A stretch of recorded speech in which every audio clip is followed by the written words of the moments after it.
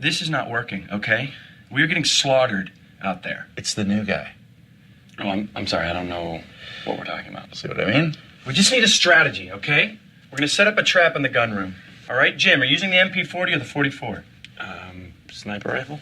Snipe what? Jim, Are you in playing for Carrington. the other team? You don't snipe in Carrington, okay? Saboteur!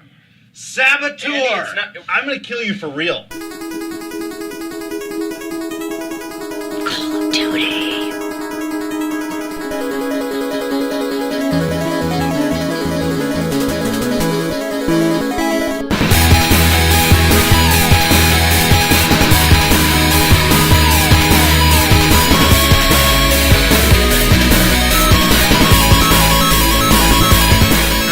Hi. It's TalkRadar 78. Welcome to Games Radar's exclusive American weekly show on the internet. I'm Christopher Antista. I'm Tyler Wilde. I'm playing the role of Michael Raparez for the next 30 minutes. It's Charlie Barrett. Where you going? Oh, I'm Michael. Okay, Can't you tell? No, Charlie. I didn't think I'd be able to use those again. That's awesome. I love those. It's Charlie Barrett. That's Yeah. Charlie Barrett, ladies and gentlemen. For a little bit, anyway. Yeah, he will be joining us in the first segment. Michael will be back to talk about his Assassin's Creed 2 review in the second segment. And we also have sitting with us, as always, Brett Elston. Man, Can you feel the energy in here? No Feel longer, the energy. No Don't you have longer. two baby noises? You just have the one? Actually, I do have, who is it? Ashir sent me, I always pronounced it Asher.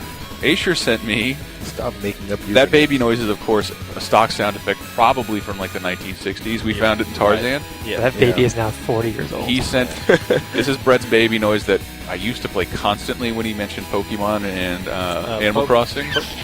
Pokemon. And this is what he dug up in the wonderful Ice Age 3. There it is, making another appearance in that terrible. We were watching that on the plane on the way back There are a from lot of royalty checks. It's like the Assassin's Creed, and like we were discussing, what was the moment you knew Ice Age was the worst movie you ever saw? And the first one? this third one. The third one, and probably the moment a mastodon voiced by Queen Latifah slides down a brontosaurus's tail and yells "Yabba Dabba Doo." Wow, that happens. That does happen. You know, so many kids will get that. Mm-hmm. I love that. It's like the Wilhelm scream of baby laughs. It's just going to reappear. But what do we got coming up in the rest of the show? Well, we're going to give away Assassin's Creed 2 soundtracks and Dragon Age Origin soundtracks. Which the music, Charlie Barrett, I'm looking at you. That's available on iTunes, but we have CD copies, Yeah, physical somebody- copies. Real copy. Somebody had to burn those on a disc. What's Yeah. a CD? What's a CD? That It stands for Charlie Darrett. Well, I'll announce some of the Halo ODST soundtrack winners because they won for breaking the prize pig's heart. And we have an interview with Tony Hawk somehow. So one of us landed an interview with Tony Hawk. See who it is later on. And figure out, go to the site. We got free skateboards to give away, signed by Tony Hawk. And we also have one copy of a Steam code for Left 4 Dead 2.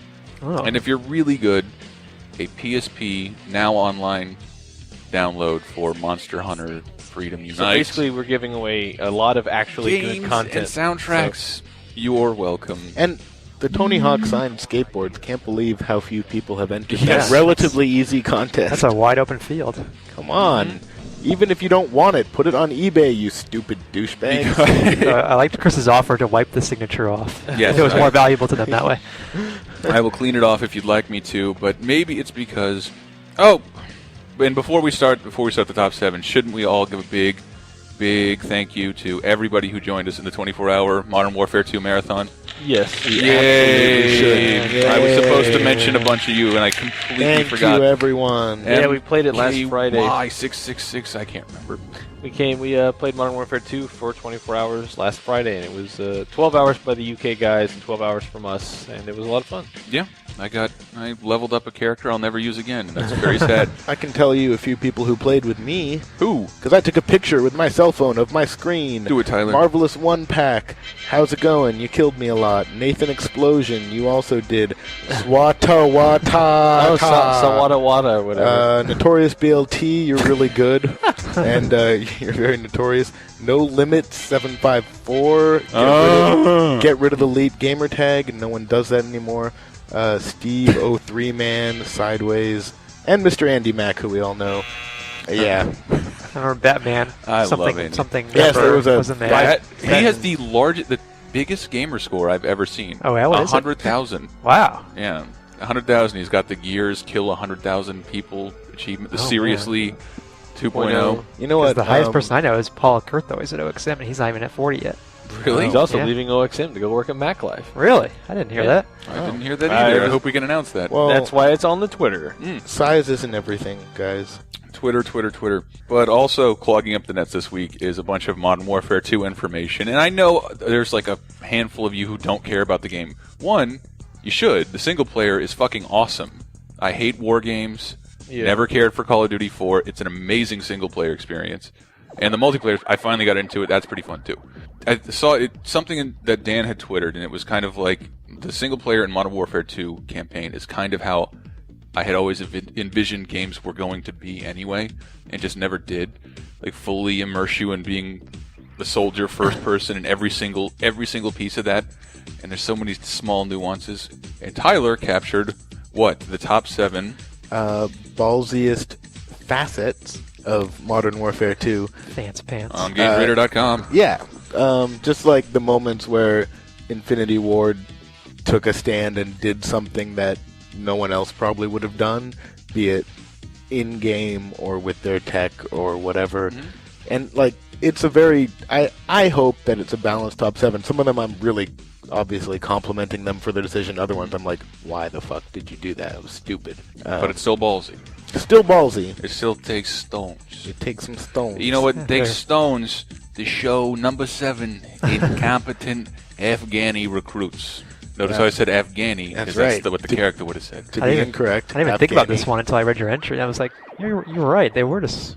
Yeah, it's like you start the game with this tutorial where you are teaching the Afghan recruits, who are just some like people, I guess, from a nearby Hungry village, Afghans. a tribe. I don't know. And you know, they're basically so incompetent they don't know how to look down sights or Right. throw a grenade up. Or duck. Or Or that they can duck. shoot a target through wood. Right.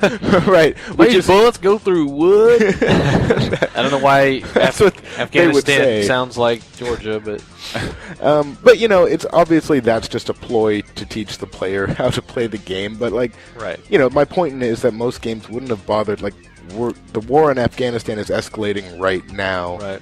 That is Obama's plan, is to focus on Afghanistan, and you know the attempt to train, like the shaky past the U.S. The U.S. basically put the Taliban in power there and then deposed them.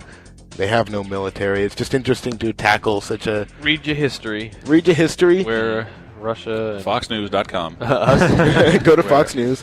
where us and U.S. and Russia cannot stop being not friends. Yeah, exactly. What did we supplied them with guns and To fight tanks Russia. to fight the Russians. And then we got mad at them for using the guns. Exactly. Or you can just watch Charlie Wilson's War. Charlie Wilson's You War. can.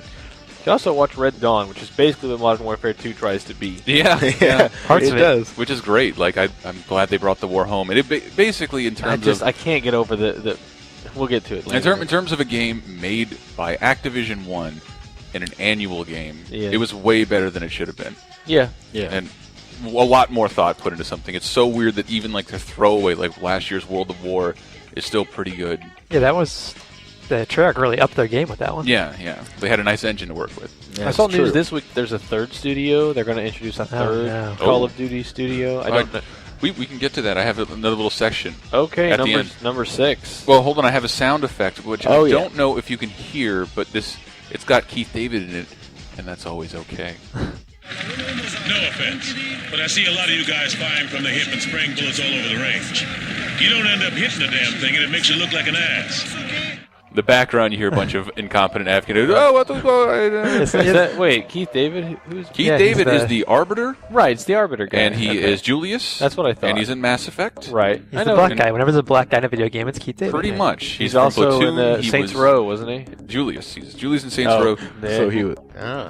They're not just incompetent. Like even in your screenshot that you put there, you can see that they're kind of like lazy. Like they don't want to be there. Like It's only my country. I mean, it's not that controversial. I think it's just funny that like using that as a device to teach the player, they have to imply that these Afghan recruits don't know not to throw a frag grenade up a hill, that it might roll back. Like, well, teaching them the gravity. The other thing is that the first game went to great pains to not set an actual country. That is true. It was always like, Right. you're in the Middle East. Yeah. exactly. And now they're like, no, fuck it, you're in Afghanistan and Russia's invading. These are the Russians. Yeah. These are the Russians. So, Which is ballsy. it's ballsy. Which this You know is what else is ballsy? a good segue into the number 6 Number entry, 6. field torture of Rojas' right-hand man. Oh, very nice. That's right. Do that again. Do that again. Rojas. I can roll my R. Yeah, this is a point where I still Sexy. haven't played through the single player because I've been reviewing games Yeah. for the last friggin' week. But I did get this far, and it's such a quick moment. It's just like, you catch this guy.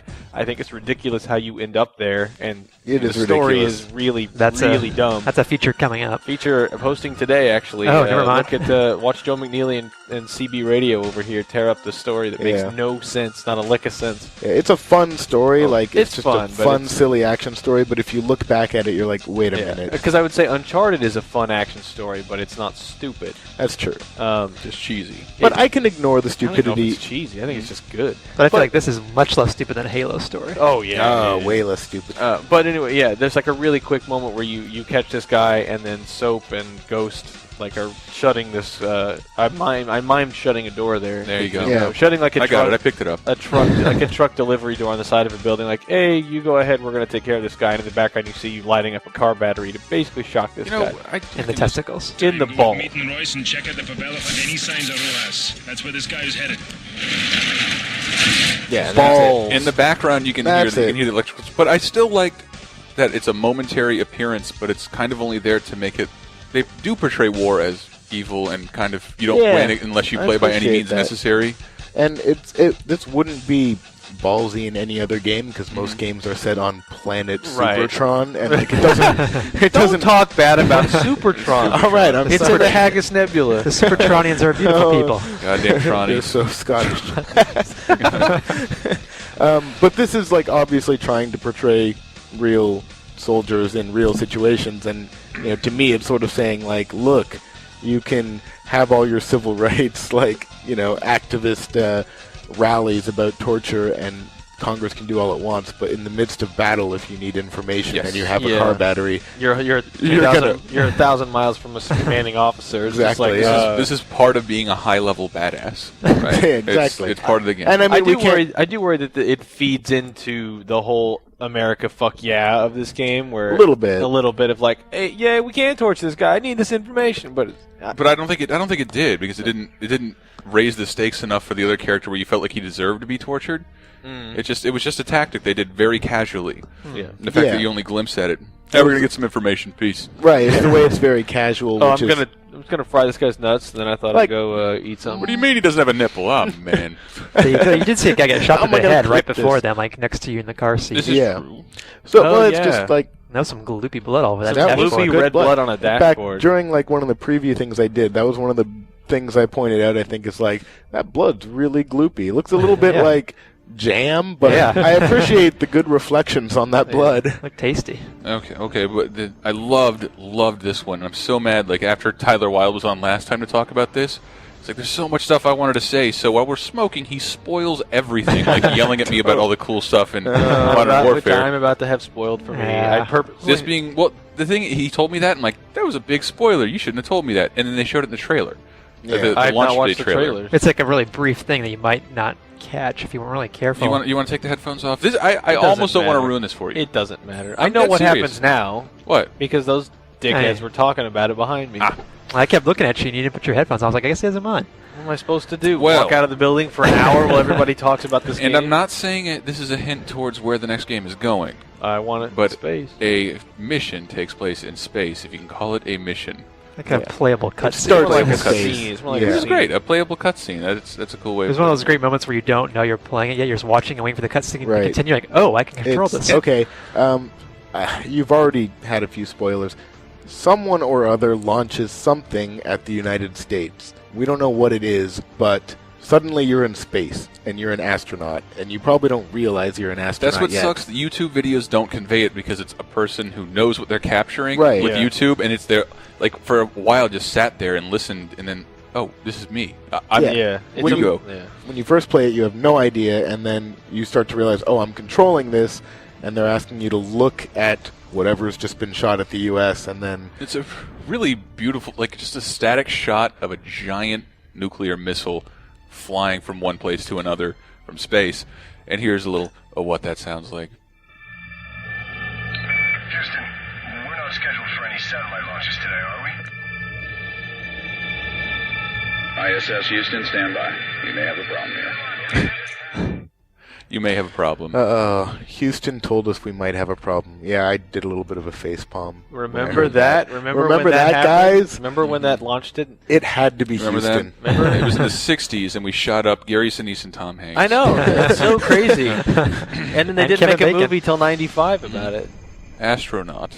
You know what? Also, name of Duran Duran's excellent 2004 album, Astronaut. Wasn't going that way with it specifically, but But the close, word, but close. this, what is it? The suffix "not" isn't used enough, It and should I can be only more. think of scribble knots, Swaggernaut. Psychonauts. Juggernaut. psychonaut, cosmonaut, which is Juggernaut. great, Yeah, I like that one. Ooh, Juggernaut. and we need to bring "not" back. Can you be? I'm going to work today. A Put on work my knot. driver knot. We should call ourselves Radar Knots. Radar knots. Ooh. Game knots. Game knots. What about hot or not? It's either a picture of a girl or an astronaut. Not. You didn't notice the apostrophe there, taking off Astro. All right. Number 4 is what, Tyler? The shortness. Oh, yeah. It's a short game.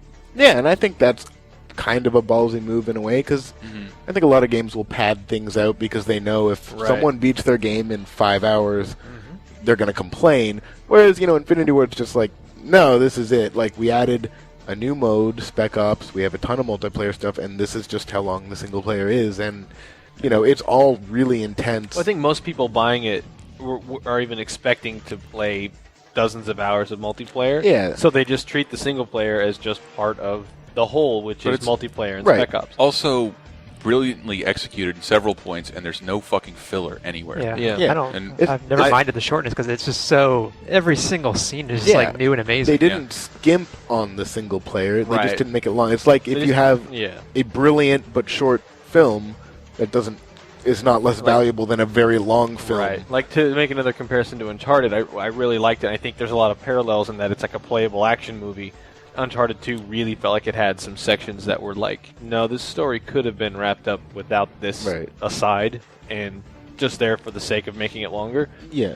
Or So- like Halo, Yeah. which the first one, and it's only longer than Halo 2 because you go to a halfway point and then you go backwards and repeat all the levels you just did, just in going backwards. Yeah, exactly. So One thing I noticed though is how fast this game loads. it does It look is When you really turn fast. it on, it's like Activision logo, Infinity Ward You logo, can skip. The multiplayer is really fast too. and then you skip, and then title screen. It was really cool. I the am shortness, impressed. and I wanted a full-on co-op of the game. I get that can't work. Didn't stop Dead Space Extraction. Oh man. But the not work. Spec Ops mode is super fucking cool. It's It's really all fun. like learning this from listening to Valve commentary. All the crescendo moments Yes. become playable in a multiplayer setting. And from the first game too, or from the first Is Modern that Warfare true? game. I didn't know that. I only played the first level. No, The they have first- they have the stuff from Chernobyl where you can go Wow. through and snipe in your ghillie suit.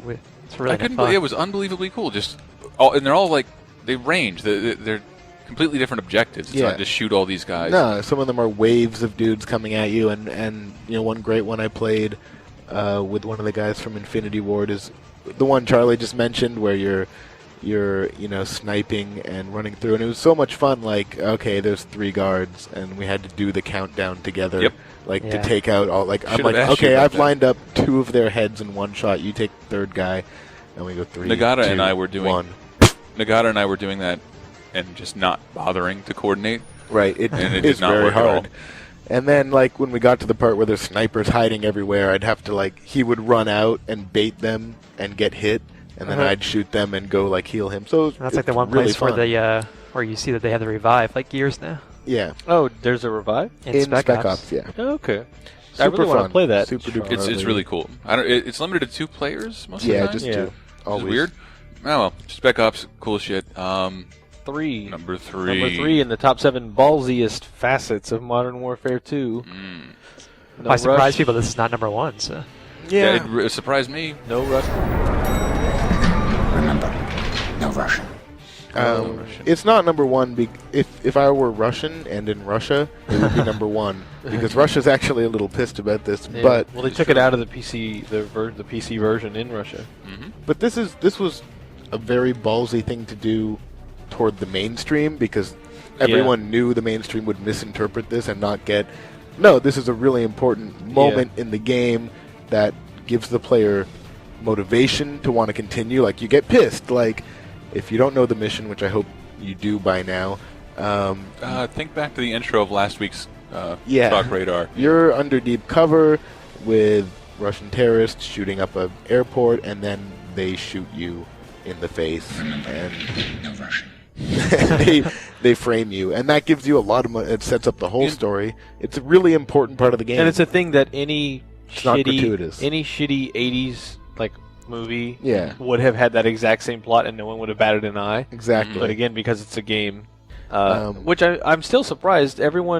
We were really building this up like, oh my god, such a controversy, and then I have yet to see it spill over Yeah. into Yeah, Fox it's true. News or I think any- that day I'm hoping watching them try and drag out Grand Theft Auto for another beating, and it didn't work. Like no one gave a shit. Like, oh yeah, it's great. My kid plays it. Awesome. Yeah, they may Fine. just be giving up. The mainstream may just finally. I hope so. I think they tried. And then all of and the stuff I did watch, it would require the people on camera to have played or seen it, which they clearly didn't. Yeah. They're arguing a talking point. They're handing a bulletin. So I think we're almost done. We're almost. I mean, we're this almost ga- done. We're getting there. if this can't do it, then Yeah, it must take a lot now. Or it's so. or it's just going to take the loudest, dumbest idiot to finally find Yeah. it.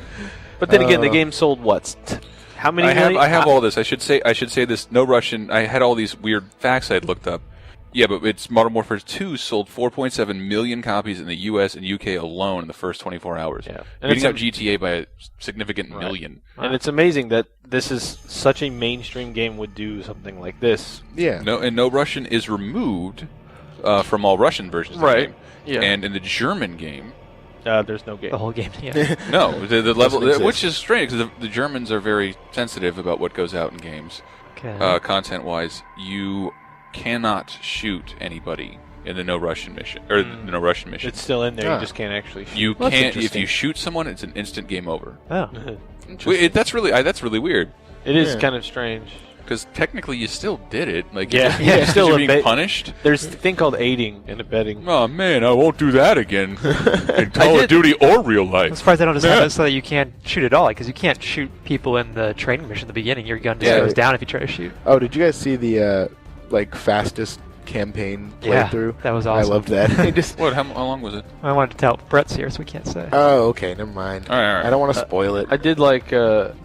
Someone mentioned this, I think, last week. I don't know who actually brought it up, but the fact that in the No Russian mission you move really slow, like it's Yeah, a dream, like it's Michael really, mentioned really Yeah. sluggish. And because Yeah. I finally did it a couple nights ago, and it was like, oh wow, it is like this nightmare you're forced to walk Yeah. through. Every time I've tried to fight anything in my dream, that's Yeah, how you're that's just how like I- molasses. Exactly. You I can't found move. it really effective. Some people, I read like some editorial today saying how it didn't work, and So they I had think that's absurd. reasons. I'm doing air quotes, but I felt like it really worked. It really.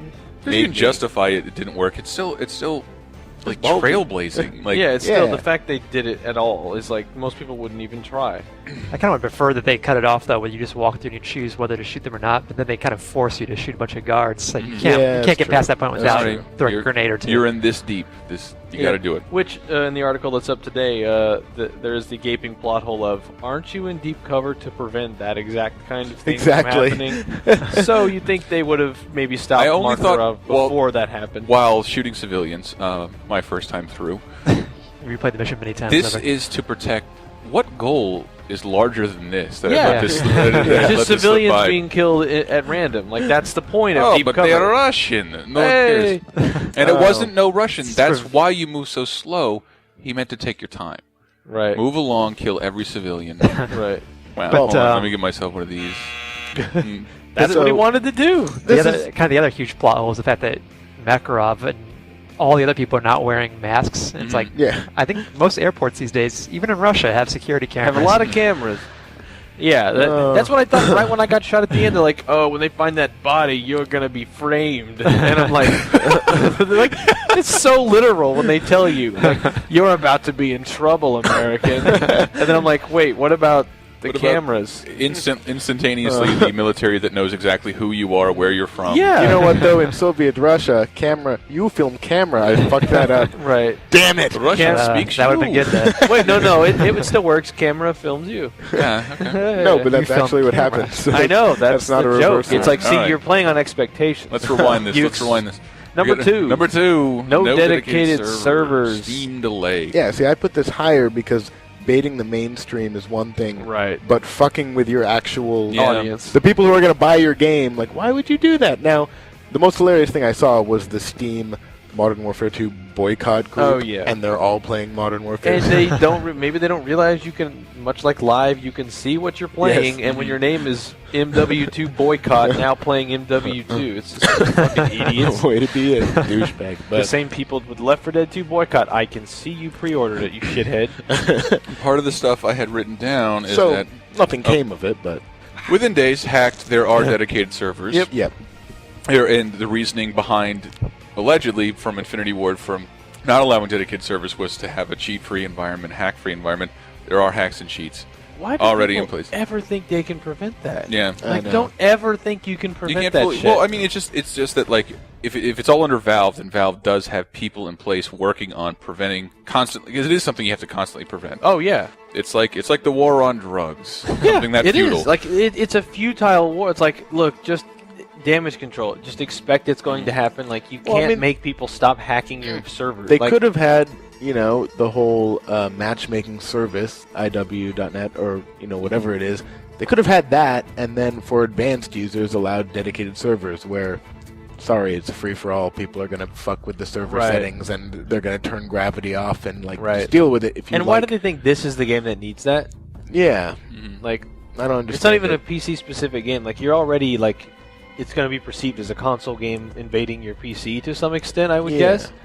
And then you're making it even more So, console-ish. I mean, that's why I didn't write a lot in the article. I just can't stand by this decision. Doesn't make sense. No, There's it's- no good reason. And then it was delayed till Thursday on Steam, and the game, even if you bought a retail version, had to be activated on Steam. So Same if with you Left 4 Dead. went to the store, bought a PC copy on launch day, and went home and installed it, you couldn't play it till Thursday, which is a Oh my pretty God. huge slap in the face. To Fuck that noise. I don't know what's going on with Steam. It happened with the Left 4 Dead demo. It happened with Left 4 Dead 2, the game. We were playing Left 4 Dead on PC. I played it on Tuesday. Yeah, it was delayed though. But I played it on Tuesday. Well, you were playing on Tyler's press account.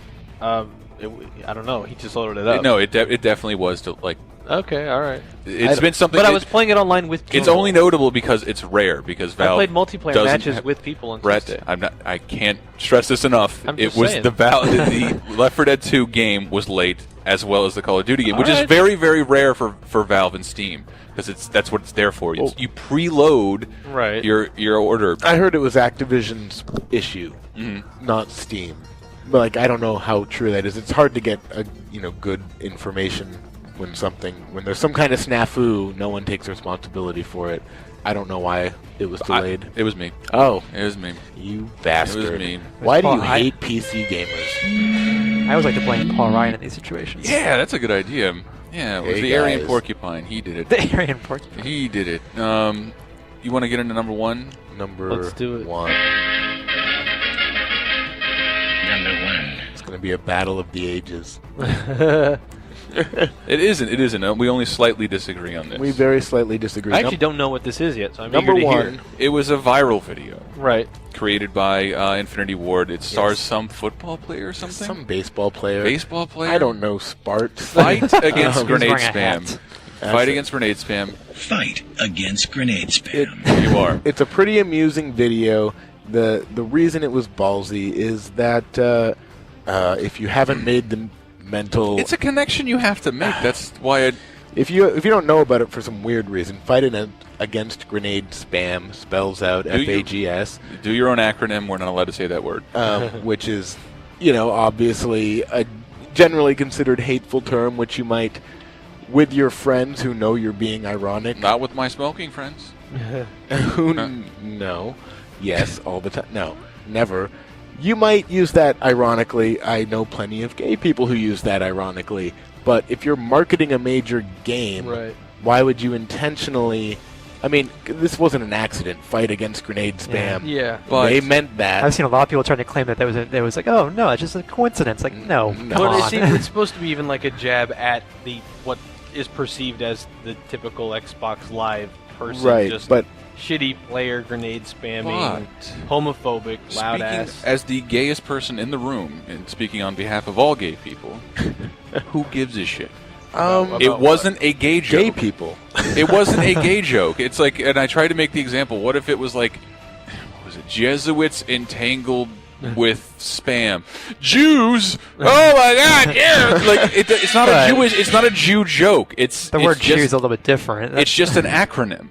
Right. It didn't spell it. But with the gays. intention. It didn't spell GAYS. What if it spelled ass? Or fuck? What would it matter? It wouldn't Because matter. that's not insulting a group of people. That's not How is this insulting? All the fucks everywhere would be very because hurt. there are... not my slur. point in the I article forgot about is the fuck demographic. you get on Xbox Live and you encounter people who aren't being ironic. They actually hate people. They actually hate a sector of the world. It was. They hate a certain people. They might want them Here's a to clip. be injured. Here's Who knows? a small clip. And this just baits them. So be cool. Avoid random grenades. They're for pussies. This is a. And that's another word. This is an adult game and an adult commercial, which is allowed to make this kind of joke. South Park does it all the time. Yeah, I was gonna say Daily Show. Daily Show does it all the time. Like, so what? Like Jon Stewart, there's something about the word. If you call someone a pussy, that's okay on regular television. No, pussy's not that big a deal. Yeah. Oh well, that offends me with a vagina. I'm mad now. I don't Even care though about it has pussy. nothing to do You fucking pussy. with being a person with a vagina. Right. No, I It's got don't. nothing to do with it. And one thing, South Park didn't just use it. South Park had a whole episode trying to change the definition of it. Yeah, but this is like the opposite of context. There's zero context for this being offensive. Other than that, the word entered your brain, and if you're that fucking stupid, don't go involve yourself with entertainment. If a single word will trigger a nasty reaction to you, or you think things should be banned, don't listen to anything. Watch PAX, CBS. No one is saying anything should be banned. I'm saying when you're marketing a major game, you should be sensitive to a large segment of the population which has been persecuted with a word and actually had violence against them with that word, like being a major part of the attacks on them. It's hard to be Nigerians outcasts. and I tried already. I've been trying the whole time. IW should not. The thing is, you're beginning the promote word that. with the word. Yeah. Nigerians. Like you started with Nigerians and then Jesuits Hold on, against. hold on, It's hold like, on, well, no. Just start with a no or something or not. And the point is not that it's an acronym; it's that it was intended, and that gives credence to the kind of people on Xbox Live. It makes it look like Infinity who are Ward doesn't dicks. care about throwing that word around. Over analyzing it. Yeah, if that was just a random video, nobody would care. But the fact that it's a major developer or publisher putting out this as this is basically advertising for our condoning- major best-selling game. essentially Like condoning basically saying that kind word is of- funny to use. It is funny to And use. it's also in certain a little contexts. insulting. We've already said South Park did it funny. Yeah, but this wasn't a funny context. This is the context of. So then that this is would what be you. an This issue is of what you taste. guys call people on Xbox Live when you play. That's funny. Like, no, it's not. It's not funny when I get on Xbox Live and people start throwing out slurs because they also throw out racial I slurs. didn't see it like that. Well, we disagree. And because it's only like inoffensive, you're saying it's only offensive in certain contexts. It's only inoffensive in some contexts too. Give me a disagreement sound effect. That's how we're gonna end this. That's all I got. That's all I got. So, I'm so mad. in conclusion, Tyler Watt was right. Wait.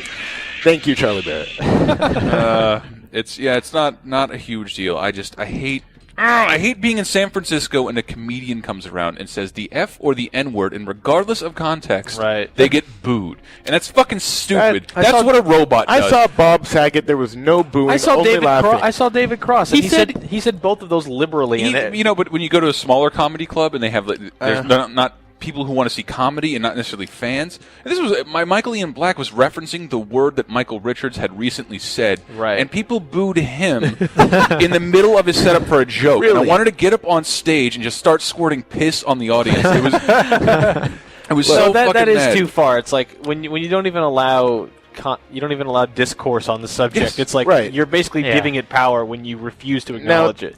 Yeah, that's true. Like, if we decided not even to talk about this because it might be offensive, that would be stupid. That's the dumb thing Now, to do. I'm not definitely the PC police, and I said this in the article. Personal computer police? I've only heard you say from a business decision, it's a bad marketing move. It was a from bad a creative marketing and move. humor. I still think it's funny. don't think it was I funny. think It it's doesn't funny. seem funny at all. I'm wasn't sorry, but the funny. crying woman spoke the final word on this. It wasn't funny. All right. Next topic. And so, okay, fine. Next topic. This is it. Top 7. It was a good top 7. I don't care what you said. My voice just cracked. I know, it's true. So what I tried to do, and haven't talked to Brett about this because Brett was promoted to what? Executive editor. Congratulations, Brett. Take a victory lap. Executive editor. So much effort. He's now the executive predator. Yeah. Or executive predator. I was just trying to collect some odd Modern Warfare facts. It looks like we have enough for an article to shit out really quick, but a bunch of weird statistics I didn't know, and we discussed some of them, like you can't shoot anybody in Germany, no Russian mission doesn't exist. There's already hacks and cheats. Are you pitching me an article on the podcast? No, I just had some, a little bit.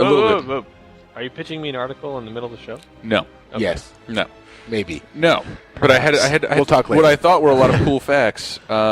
Cool facts. Square Enix is the publisher of Modern Warfare 2 in Japan. What?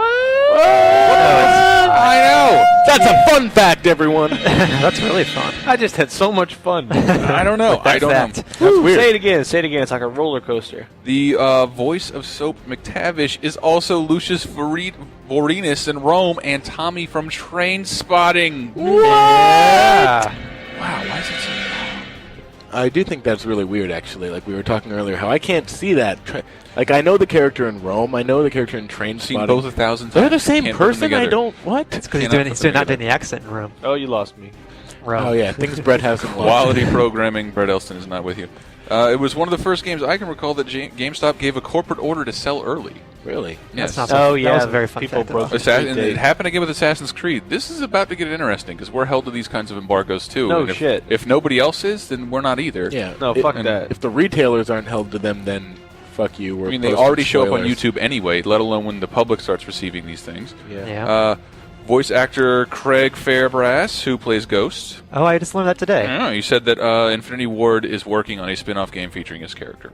Oh, wait, no, that's not what I was going to say. Wait, which Ghost? Ghost. No, another fun fact about that guy, because Yeah, I don't get Ghost that. seems exactly like Gaz in the last game. It is the same guy. voice actor. Same voice Hey, actor. so he's really unimportant, I thought, in the game. Like, Wait, why wait. does he get a spin-off? Wait, Ghost is going to get a spin-off? Maybe. The Speaking- voice actor said That so. doesn't- The voice actor said doesn't- so, but what the fuck does he know? That doesn't seem possible. He said a spin-off comic and possibly a game to go with it. He doesn't know what he's talking about. It's probably something his manager told Somebody him. Right. fed him to make him happy. They'll just Yeah. give him a new G name and make I'm him a so new character. important. Did you know? So we already have hacks and all that shit on servers. It was GameStop's most pre-ordered game ever.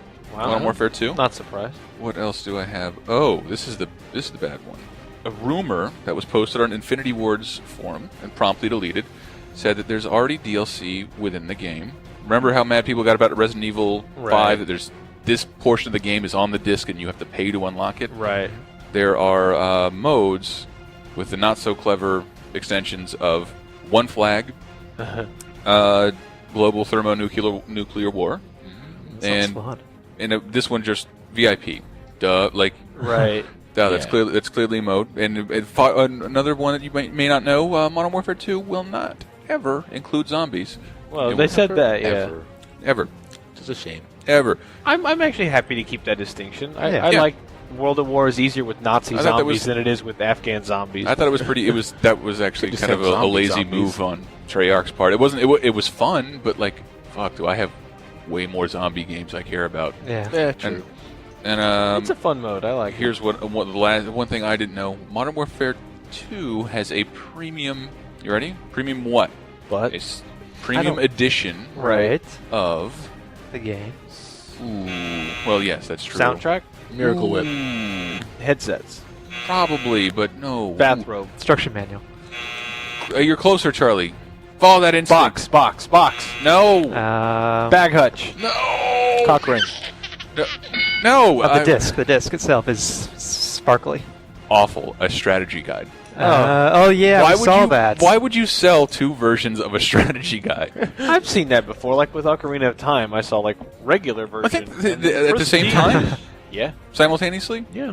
But they weren't multiple companies? Oh yeah, they were probably two different companies. It seems like I asked the GameStop employee when I was buying the regular one. She said, "No, it's the same content." So like, is it just a different fancy cover? It's Or? a I have no fancy idea. cover, I guess. I have no idea. Why would you? I think it would be funny if they left content out of one of them. Like, now here's the strategy guide. Now This here's is- the strategy guide that actually And here's, has and here's everything. print missing the point completely. Like I can go on YouTube and get it all for free. Yeah. Or on Or Games maybe Radar. Games The only Radar. people who buy strategy guides are people writing strategy guides for the internet. Yeah. to give to their moms. The absolute last Modern Warfare statistic. We may not bring up the game for a while, everybody. Yes. Modern Warfare 2 Yeah. has Uh-huh. produced Yeah. at least one extremely pathetic YouTube video. Oh Okay, I've been playing fucking Call of Duty for fucking 17 hours straight. Oh my god. I heard he's 19, so I don't feel bad making fun of him. No, let's he do it. has He deserves it. he looks like a tired teenager. He has something that shows he's recently drank a glass of milk. I'm fucking upset. I've got milk on my fucking lips because I don't give a shit. I just don't. He does. That's why I don't know why would you turn on the camera? Like, I don't give a shit. Call of Duty. That means like you're not even drunk. You're just dumb. Yeah, he wasn't even drunk. But he said Yeah. 17 hours. So that kind of sleep deprivation is almost as powerful the brain is drinking, according to almost, 60 but Minutes. not. He has issues with Modern Warfare 2. I fucking hate Call of Duty Modern Warfare 2. It's gonna be okay. Dude, it's the worst game ever. Yeah. So he's literally crying over spilled milk on his He lips. is, but he's never entirely clear on his reasons. Right. What? 17 hours, that's kind of a long time to decide you hate I something. was gonna say it only took you 5 to beat it. So what did you do for Yeah. the rest? 17 hours straight. Fucking playing it, and fucking I can't get into it. And I can't, man. It's not my game. Okay. I mean, Call of Duty 4 and 5 is okay, but fuck it.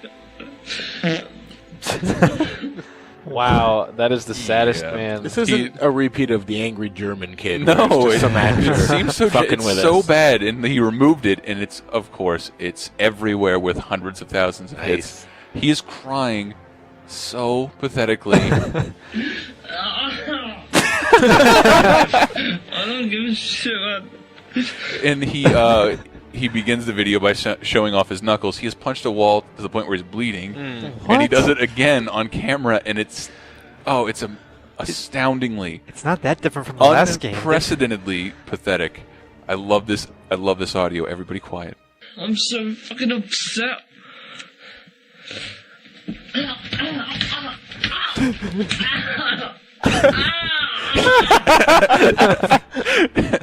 This reminds me of like Homer punching himself in the liver, and then stupid liver. Ow, my liver hurts.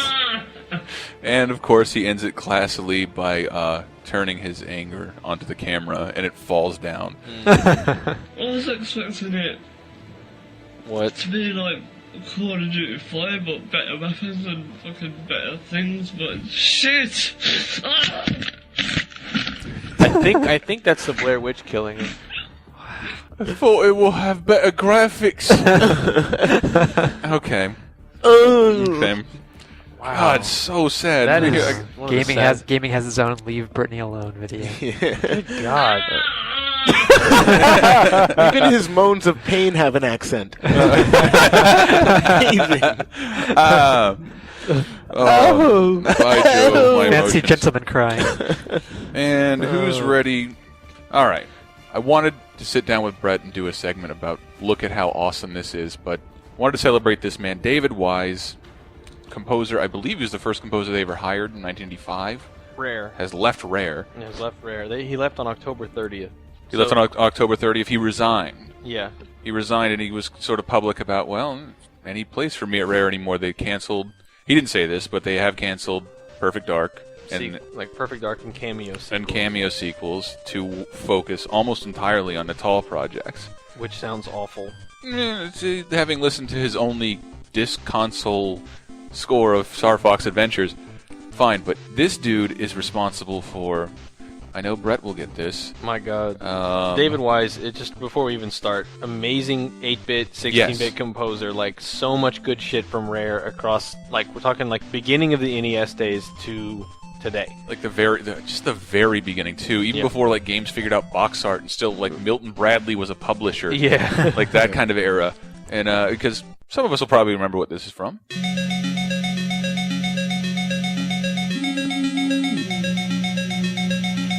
What's that, Brett? Marble Madness. Brett, that is correct. Every track of Marble Madness is only about a minute long. Amazing. And each one of them is like the most fleeting brilliance of all time.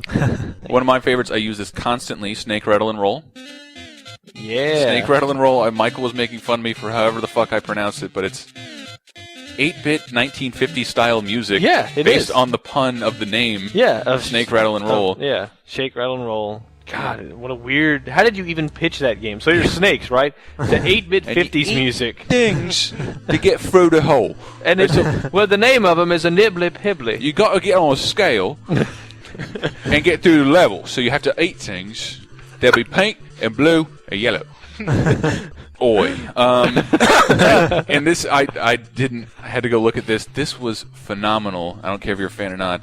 WWF WrestleMania did music for that. Like all the character intro themes are Ted DiBiase, who loves our show. Yeah.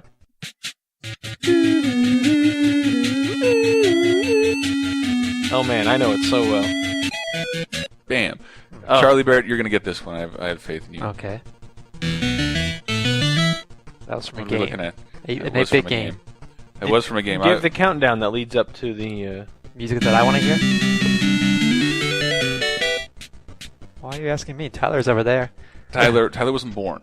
So Tyler, I'm sorry. God, ooh, damn it! Did no one play RC Pro-Am? RC Pro-Am. RC Pro-Am. Oh, I played that. Greatest games. This is. I don't remember the music, but I played it. I was born. The last one, you'll never get it. You'll never get it. Also did this.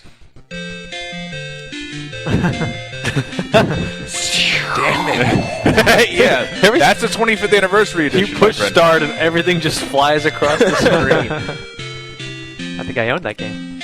Either way, Jeopardy theme song. Whole podcast intros and outros of David Weiss. How I was about going that? to say Wheel of Fortune. David Weiss. David Weiss also really quick did the soundtracks too. If I name drop some important Go for things. Donkey Kong Country 1, 2, and 3. Jesus, you will be hearing excellent. that. Donkey Country 1, 2, and 3. Battletoads. Battletoads, Cobra Triangle, Marble Madness, like we said, Snake Rattle and Roll, Spider-Man for Game Boy, which is really good. Let me keep going through. Battletoads for Super Nintendo, as well as all of the Wizards and Warriors games, which are all fantastic soundtrack. Battletoads and Double Dragon. And then most recently he did Star Fox Adventure for GameCube. Not that great because it's just generic background music. And he did Diddy Kong Racing soundtrack, and he did Viva Pinata Pocket Paradise, which, knowing that he did it now, I'm going to go play it. Wow. But this is a guy, and this is just like cherry picking the stuff he did. He did Solar Jetman, Time Lord, Jordan vs. Bird, Who Framed Roger Rabbit, Pinbot, all kinds of shit. Anything, if you had an NES, you probably experienced the dude's music. And Cabal. All that matters is they did Donkey Kong Country. I hope that that's all that matters. I hope that he knows that he matters, because this is the music next to like this fucking Mario Zelda themes. Like this is all the music that I'll remember forever. Oh yeah. Like this is very near and dear to me. So the whole podcast, intros and outros, you will be hearing David Weiss. Much in the way that cotton is the fabric of our lives. This is true. This is Yeah, the David music of Weiss our is lives. the music of the time. All right, we get back. Michael Raparez is going to replace Charlie Barat. I'm just going to grow my beard out more fully. Make the microphone more difficult to Start talk correcting into. you guys on things, and I'll be Michael. Ooh, you want to try him? All right, say something. I believe that tomatoes are a vegetable. Actually, they are an animal. Thank you, Charlie Harris. The noise makes it true. All right, when we get back, Assassin's Creed 2, Left 4 Dead stuff, soundtrack contest, free game downloads, community segment. It's in your best interest to not move.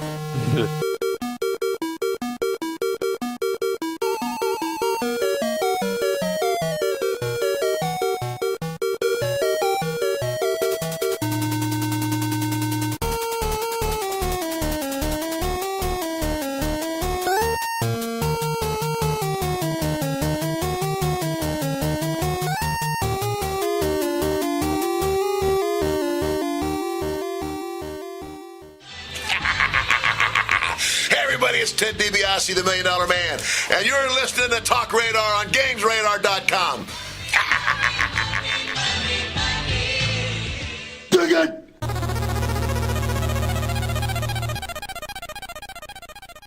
Can you keep filming? Sure. Just tell us a little bit about the game. Like, were you okay with completely revitalizing it? Taking it? Yeah, I felt like we had gone as far as we could with sort of a button smashing combo game. You know, at some point it was more like Simon Says than actual skating. I was really good at it. You were really good at it? It was fun. I mean, I liked it, but I felt like it was time to do something that's more interactive because the technology is finally available to do something wireless and something that's intuitive and you know, it's a risk, but at the same time, I want it to be fun and I want to keep evolving. Mm-hmm. It may take some getting used to because, like, I fumbled around with Guitar Hero, and now I play that all the time.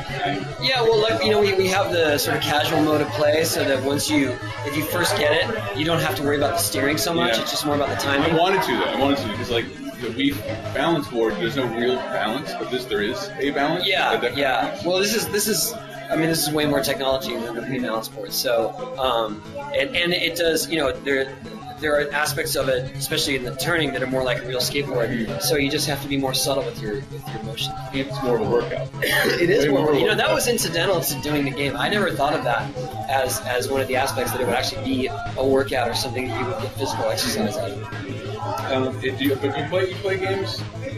I do, yeah, but mostly I play games that involve my kids because they're 10 and 8 and they're into like the Lego series, they're into Guitar Hero and DJ Hero. I don't really have time to just sit down and, you know, like play Call of Duty by myself and try to finish it. I know you got a copy though, right? I do have a copy. I actually got the Night Vision? Night Vision copies, yeah. I was wondering, I did an article on old skate games, and once Tony Hawk Pro Skater 1 came out, they all went away and never came back. And did you ever play any of the older ones? I played everything. Really? Like Skate or Die? Skate or Die, 720, California games. I just popped in Thrasher. Have you ever played Thrasher? Thrasher, yeah. That was a Me Too. That was a you rip-off. Yeah, you know what? Actually, I hesitate.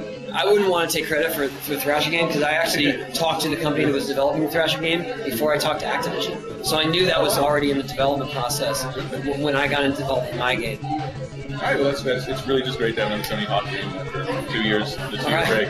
Thank you. 10? Number 10? Kinda. Yeah, I mean, we've done so many incarnations and spin-offs and stuff that, it's hard to say this is the 10th. To me, this is the first of a new series. Sweet. Thank you very much, Tony.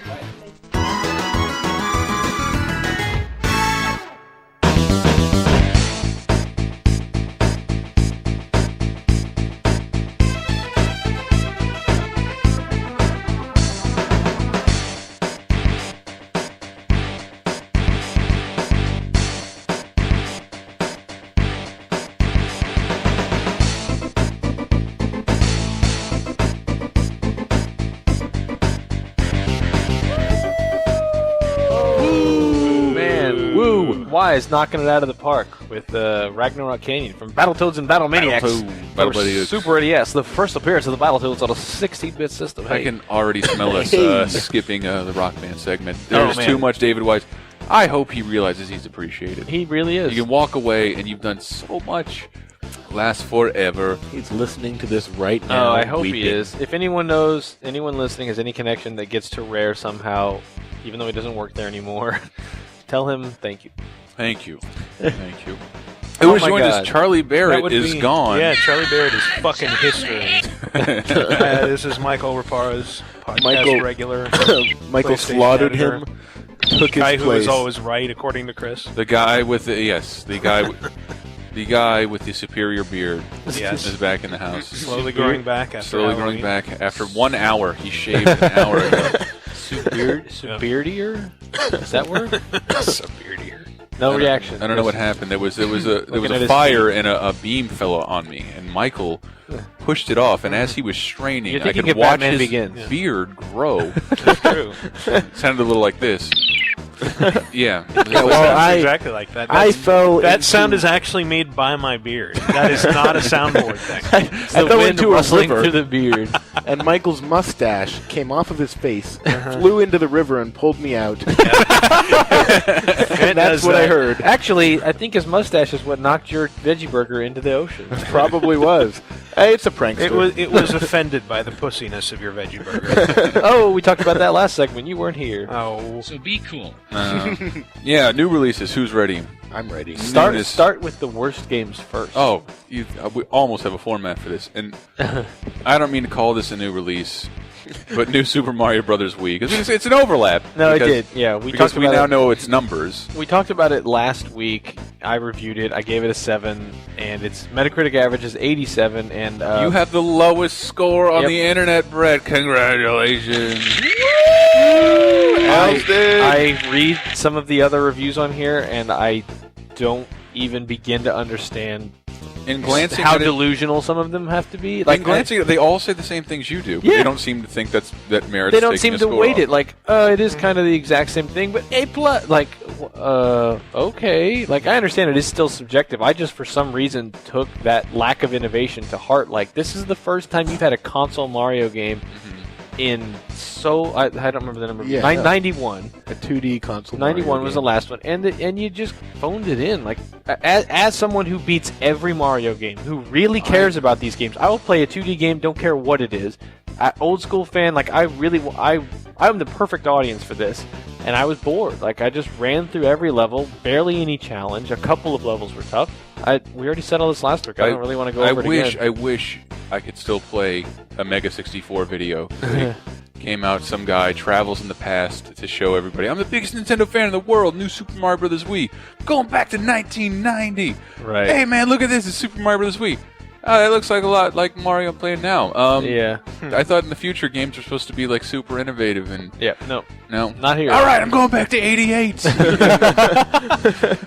Yeah. Mega And 64. it's like, yeah, like you put this game up against Galaxy, and it's like you guys took a huge step backwards. I'm sorry. Yeah. And I'm also, mine is the only review that just outright says that 4-player mode is garbage.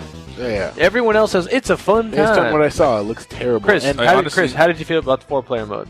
I would never, under any circumstances, have any kind of fun with that. But then I'm not like a 4-player Wii guy. I know that, but yeah, but don't Mario- turn Mario Mario- into a party game. yeah, Like, Mario Fuck you. doesn't exactly fit that format, does it? I mean, I don't know. almost I don't every think it game does. is at least kind of challenging. I thought, I don't know. And I realized it is strange that I gave New Mario for DS a 9 and I gave this a 7. But I do think there's a difference between rating a handheld game and rating Yes. a console game. Yes. And as a handheld game, I was fine with the basic level design. I'll say it. I think it's a better game anyway. So I do too. I don't know. Just something I about. mean, if it makes you feel any better, you're the lowest score, but you're along with Edge, whose word is bond, and I don't know. They're both owned by Future, are they not? but Edge has a long history of rating things differently than other people, and it's usually taken as. I'm just really surprised. Like phrases that like. It's a masterpiece with vibrant graphics, and it's a stunning gameplay. I didn't get that either. And I'm like, what? I didn't get that either. But I'm more. I almost And want the to feeling I get from what we've read of sort of Nintendo fanboy reactions is that. And I'm a Nintendo And, you're fanboy. right, and Brett is a huge, biggest Nintendo fanboy I know. Is Biggest that like disillusioned us Nintendo saying fanboy. like Galaxy was innovative and amazing? This is kind of lame. Is oh well, you think because it's 3D it's better? Yeah, it's like no, we no. love 2D games. You douchebags. Yeah, we're living in the PlayStation 1 era. People actually think that. Yeah, it's like I don't love like colorful side-to-side games. Please, more colorful 2D games. Yes. I will eat them all up if they're good. Like, you're talking to the guy who gave Mega Man 9 a fucking 9, and my favorite game of 2008 was Bionic Commando Rearmed. Like, Jesus Christ, I love 2D games, and this was boring. Yeah. Moving on. Well, if it makes you feel any better, Tyler passed me this right before we came on, and I had to find an excuse to play it. I love it. People remix, play Mario music all the time. Sure do. Never like this. Oh, I I'm heard familiar this. with this. I heard this. Some Familiar metal with this. in the house. All right, let's transition. God, it's ferocious.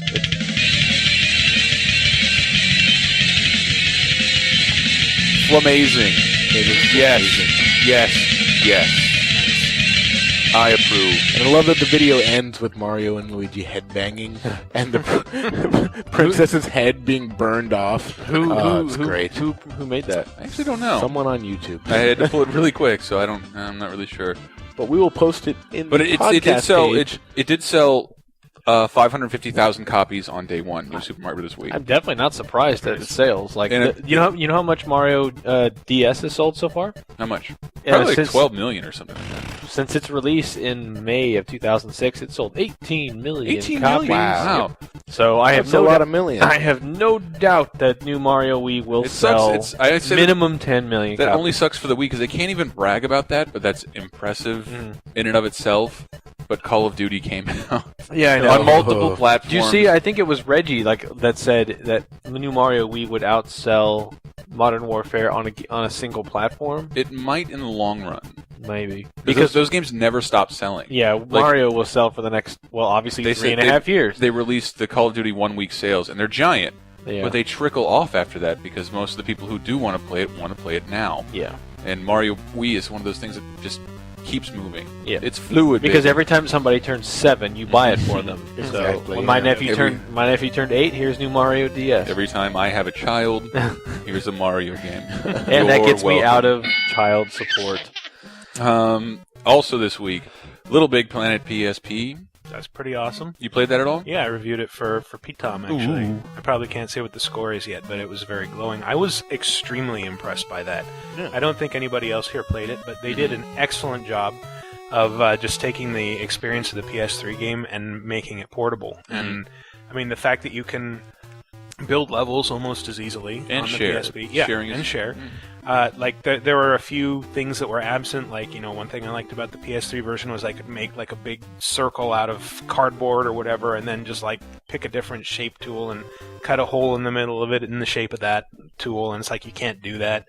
You can't just make a big thing that's a bunch of shapes stuck together. You have to actually just make the shape, resize it, stick it onto other things. How does it compare to the console version? Doesn't it look like remarkably close?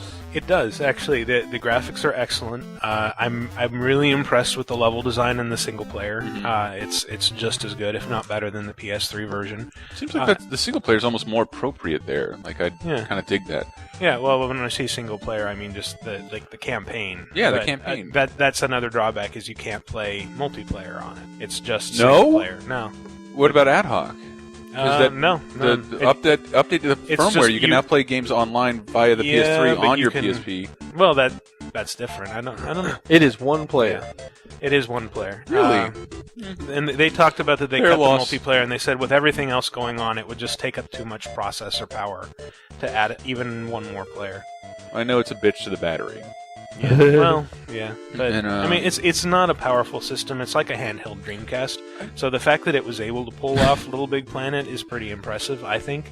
I don't like hearing the phrase handheld Dreamcast. I did. I'm giving Michael one of these. Just because I'm like, I want one. I do want one. You Can't have one now. You have You one. want you want the games that came out. Yeah, That's yeah. what you want. I shouldn't have played that. Did not mean to imply Little Big Planet was the worst. I love everything about Little Big Planet, having played it very briefly. But just in terms of concept and what it's about and how it's supposed to work is amazing. Yeah. It's a shame to me that it's great not game. a bigger deal. Yeah. It was for a while. That's what Super next hype. generation gaming to me means. Yeah. It was it was very community focused, but I don't know how long. Like, I'm sure that community's active in certain sections, but it feels like, you know, I saw much like Modern recently, Warfare 1, like Call of Duty 4 is still being played regularly. Yeah. Even just 1 year later, how many people are still actively making levels and uploading them and playing it online together? I hope there's still some. I mean, there's smaller communities who do that a lot, but they're small. And I saw that Media Molecule was their Little Big Planet sequel. I'm like, no, that's never what it was about. It's about creating it yourself. Go ahead and you make part of the sequel. Right. I shouldn't have started that. I did not mean to imply Little Big Planet is... Meanwhile, we'll make a PSP one. Like, what? But if they could pull it off, and it sounds like they did, that's pretty fucking cool. But it's funny how they're like, oh, no sequel. But here's the different platform. Sims, here, fine. Sims 3 World Adventures. Boo. You want a boo? Yeah. You want kids or adults? Kids. Sims That's 3. new. Yeah. I like that. Sims 3 World Adventures. kids. Now go to France, China, and be boring. I'm just not a... I know, it's not for me. It's for how... Is it a PC game or a... It is a PC game. Then it might actually be good if it was like a console thing. No, sure it's the first shit. expansion to Sims 3, isn't it? It's for all of your girlfriends. Resident Evil Let them Dark Side have fun. Chronicles. Oh, Not like doing so Sims hot. 3. Henry Gilbert reviewed that for us. That is a fun game. The review is up now. Hey now, Hank Gilbert, Hank the Tank. He gave that shit a 7. The 7. He played that shit. He reviewed that shit. Yeah, I mean, I took a demo of it, and it's like it's another. I hate that that's become what the Wii is. Like it's an on-rail shooter. I think it's uglier and more boring than Dead Space Extraction, and I'm really pissed preemptively that this will undoubtedly sell 10 times what Dead Space Extraction will sell. Yeah. Given that it only sold 9,000 copies in not its enough first... to sustain a company. Yeah. But supposedly this one is a little bit better, but it's still like, I don't know. Talking really hurt about what the Wii has become. We went to a Monster Hunter Freedom Try. Is that what it's called? Monster Hunter Try. Oh, Monster Hunter Try, not Freedom event. And I thought we can't. There's an embargo, I guess, but I don't know. There is one of the big printed out signs they had promoting the game said the most beautiful game on the Wii. Yeah. Which that's what it's become. It's like we've done pretty good for this system.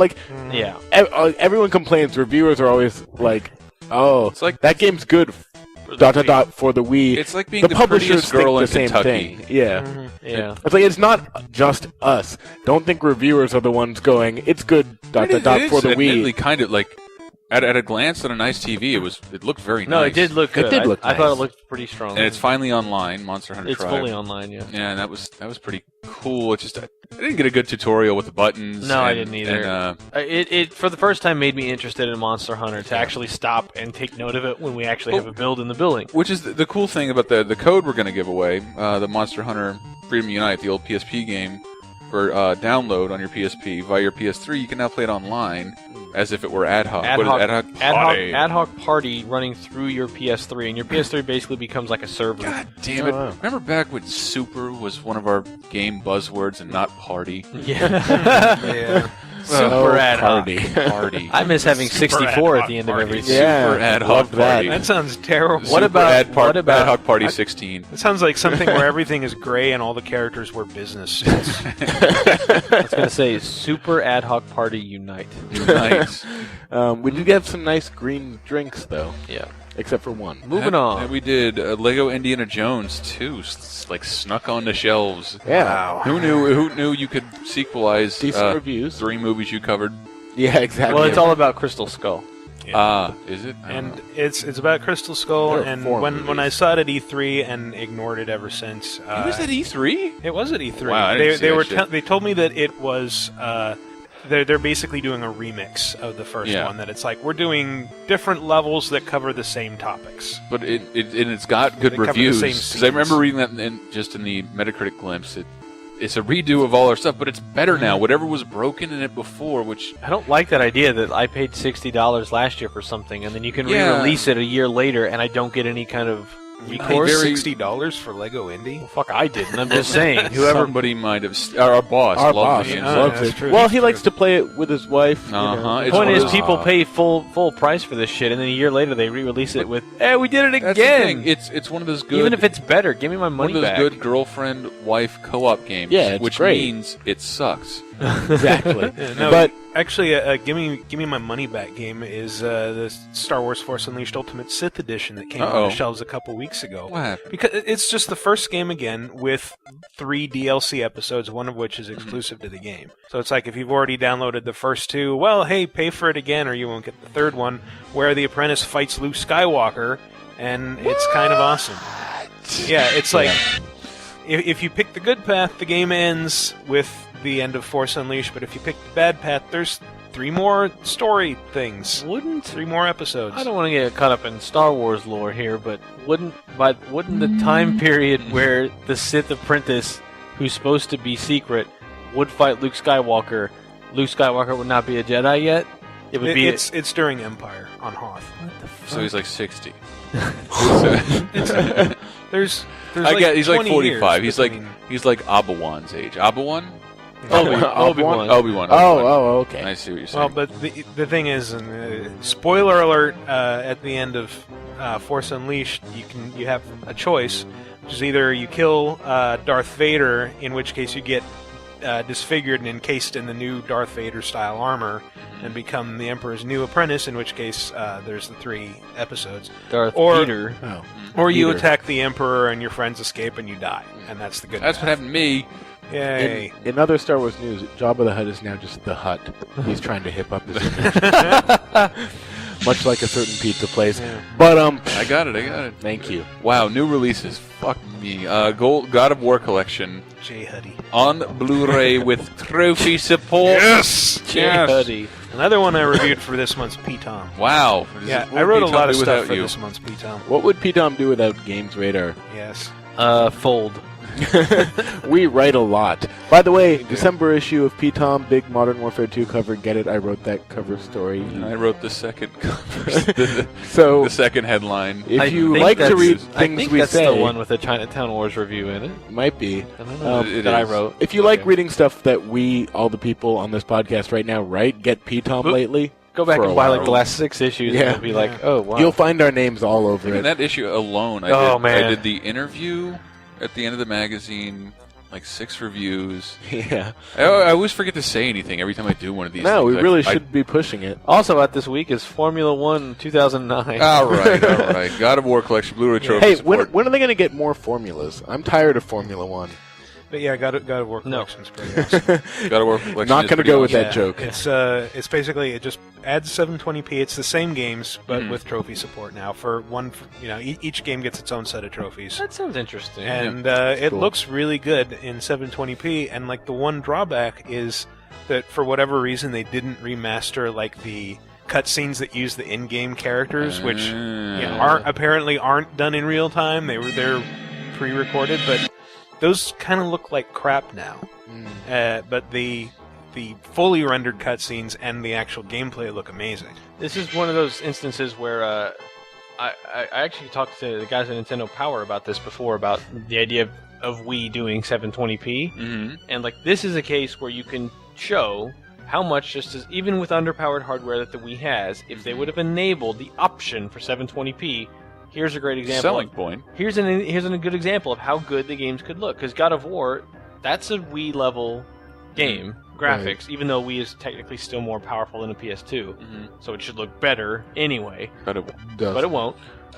720p makes a difference, and that just annoys me to no end that they didn't Yeah. even give the fucking. I know it's 2 years later, but geez, 3 years later, but Yeah. And also out this week. Okay, Michael, let's start small. Okay. Assassin's Creed 2. All right. We also have Assassin's Creed Discovery And Bloodlines. and Bloodlines. What's Discovery? Discovery is the DS game. It's pretty much a 2. Oh, yeah. 2.3D. I played it a little bit. It's not bad so far, but I've only played like the first level. It's really pretty, and for a DS game, like just the way they render the 3D. The animation's really good. Yeah. I'll say that for it. It would have been better if they hadn't tried to shoehorn in a stealth element for no reason. I did not like that at all. No. It's like a bad Metal Gear. Like, wait till you can see a radar on the bottom screen, and it's kind of like, wait till a guy is walking the other way. Metal Gear was never a side-scroller. I kind of imagine it being like old school Prince of Persia. Like, that's what I would have done with it. I would have hoped. You would have hoped. It is in some parts, and it's got better combat than Prince of Persia. Combat was pretty good. Yeah, I will say I immediately liked it better than I liked Altair's Chronicles. Oh, yeah, the Bloodlines? Oh, no, Altair's the first DS game. Yeah. Bloodlines is the PSP game. Right now, Discovery's averaging a 57, so I don't think it gets any better. No, I suppose not. Yeah, user score is 10 based on one review. Oh, very good. Wow. Yeah, I love that. Well, I wonder also how much of that is people who were pissed off that they had to review Discovery instead of the real Assassin's Creed. Probably. Yeah. I love that off topic. The user score, at least a while ago on Metacritic for Modern Warfare 2, was like a 4 because all the PC gamers were pissed. And it was like the 360 version. And it's like, you're in the wrong spot to be voting this. Yeah, that was pretty funny. Anyway. Bloodlines. Bloodlines is basically, it's a PSP Direct sequel to the first Assassin's Creed. There's no Desmond or Lucy stuff anywhere. It's just Altair. And it's okay. I thought it was remarkable that they pulled off any of that visually and technically. Anything reminiscent of the first Assassin's Creed. I thought that's what next-gen hardware was made for. The problem with it is that most of what was wrong with Assassin's Creed, especially aesthetically, is even more wrong with this. Like, it's very gray. The PSP can't put a lot of people out on the street, so it's not even really that interesting to just walk around because you'll see like one or two people at a time. What's the camera like? The camera's not too bad. It tends to get stuck behind things every once in a while, but you know, it's the typical PSP solution where it's like you tap L to straighten it behind you, or you hold it down and the face buttons become the second analog. Gross. Stick. Yeah. It's averaging a 64. Yeah. And it's 5 hours long. It's not too bad. You know, if you've got the PS3 version of Assassin's Creed 2 and you want weapons really badly, then play through it. But it seems very strange that they would release these on the same day. To me, it seems like overdose. That thing made it sound like you made a full-priced, what should be a full-bodied PSP game, straight to DVD supplemental feature for something that comes out in theaters. Yeah, like a Tales of the Black Freighter for Watchmen. Like that's almost not fair. Yeah, to charge probably $40 or $50 for it. Probably my biggest problem with it is, you know, one of the things I love about Assassin's Creed is that just the freedom to explore whatever. You eventually get these enormous cities in the first game and can just, you know, tear ass all over the place. And there are two cities in Bloodlines, and they're divided up into these fairly small districts they're like separated by gates, and there are loading times between each one. Awesome. And it's really easy to get lost, and because like I had no idea where I was half the time, it was just like I'm just gonna run to the next mission marker and fuck all the optional stuff. But if you're a huge fan and you have a PS3, PSP, you probably want it for the weapons, which are what? Are they fun? Are they worth it? Yeah, they were a huge help.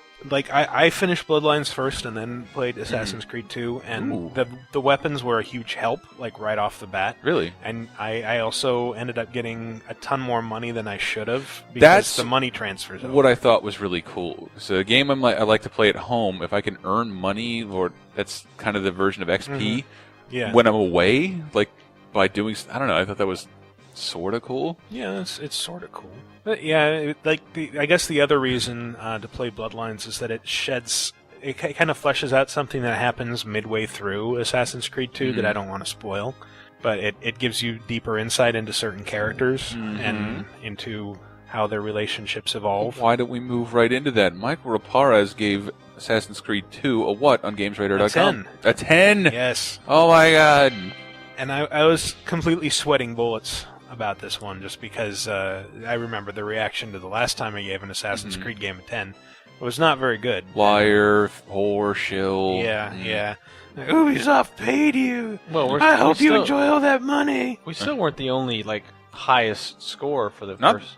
Not for this time. Even more people gave it. The second one seems to have gotten more. And I understand the inherent problem. If we gave the first game a 10. and then the second one improves everything, it has to be a 10 for continuity's sake. Not all the time. That's why Michael was sweating bullets, because you do take all that into consideration. Is this the technological breakthrough it was before? No. Right. No, but it does seem like it. I mean, I'm not going to talk about this. I haven't played either one. I really, I love the first Assassin's Creed. I love 2 even fucking more. It's so much faster. Just like by hearing you and Michael talk about it, it sounds like the first one seemed like a test run that turned out very well. Yeah. And then this one was And like, when I well, talk- here's a full-fledged game that expands the game's the original's horizons in huge ways. And if you love the first one, you're going to love this one even more. That's what I got from listening to you guys talk. Yeah. And we're not the only. GamePro GameSpy also gave it their highest score. Well, yeah, so. I was relieved to see that I'm not the only one who loved it and gave it a 10. Right. Yeah, and I understand why people hated the first one. I mean, there are certain things that didn't really bug me that much while I was playing, but looking back, it's kind of like, yeah, that was actually really kind of an awful move. Like, it was in our top 7 love it or hate it games. Yeah. Well, there were the side missions that kept repeating over and over again before every assassination. You had to be set back to the home base after everybody you killed. It's really quite admirable that even casual arguments with non-professional people, that game sucks. You're a fight against grenade spam. And, like all that those arguments were quelled by things added to the second. And I don't know, the second is seems like a lot of fun to me. No, I actually kind of want to play it. I do recommend it. Even though I didn't play the first one, didn't get into it, was too busy playing Mass Effect, and I own it. Like, I actually bought it with money, and I haven't played it, which is stupid, but maybe this makes me an old man. Assassin's Creed is one of the only games that comes out now without any kind of multiplayer. Take the action online. Nah, I'm not interested in doing that in every game. They're not interested in bothering to present it. Even Bioshock 2 is like, shit, I guess we gotta add multiplayer. I was saw that new trailer, Little Sister mode. Like, you made the Little Sister a football. The most moving and powerful thing in the first game is now a ball you shove in a hole. It's something I've said, I think, in articles before. Please don't think you need multiplayer because you you're going have to do it. You're going to invest money in it, and no one is going to play it. Like, there are certain multiplayer modes and mechanics that work. Call of Duty makes it work. Halo makes it work, even though I don't really like it. Like a great example for me was buying a Commando. Like, they obviously spent a lot of time making the game work in multiplayer, and I think it's fun-ish. But it's not going to become the new standard. It's not going to become a new major niche where people are going to flock to. It's just not. The thing Probably with multiplayer, it's hard to find people to play against online. If now. it doesn't become huge, it becomes dead. It becomes dead. Like, it's either huge or dead. There's no in between. You cannot go play Stranglehold with someone right now. You can't. No one's playing comparing it to the or Dark Sector. Comparing it to the DVD to a DVD, seeing on the back director's commentary on the back of a game.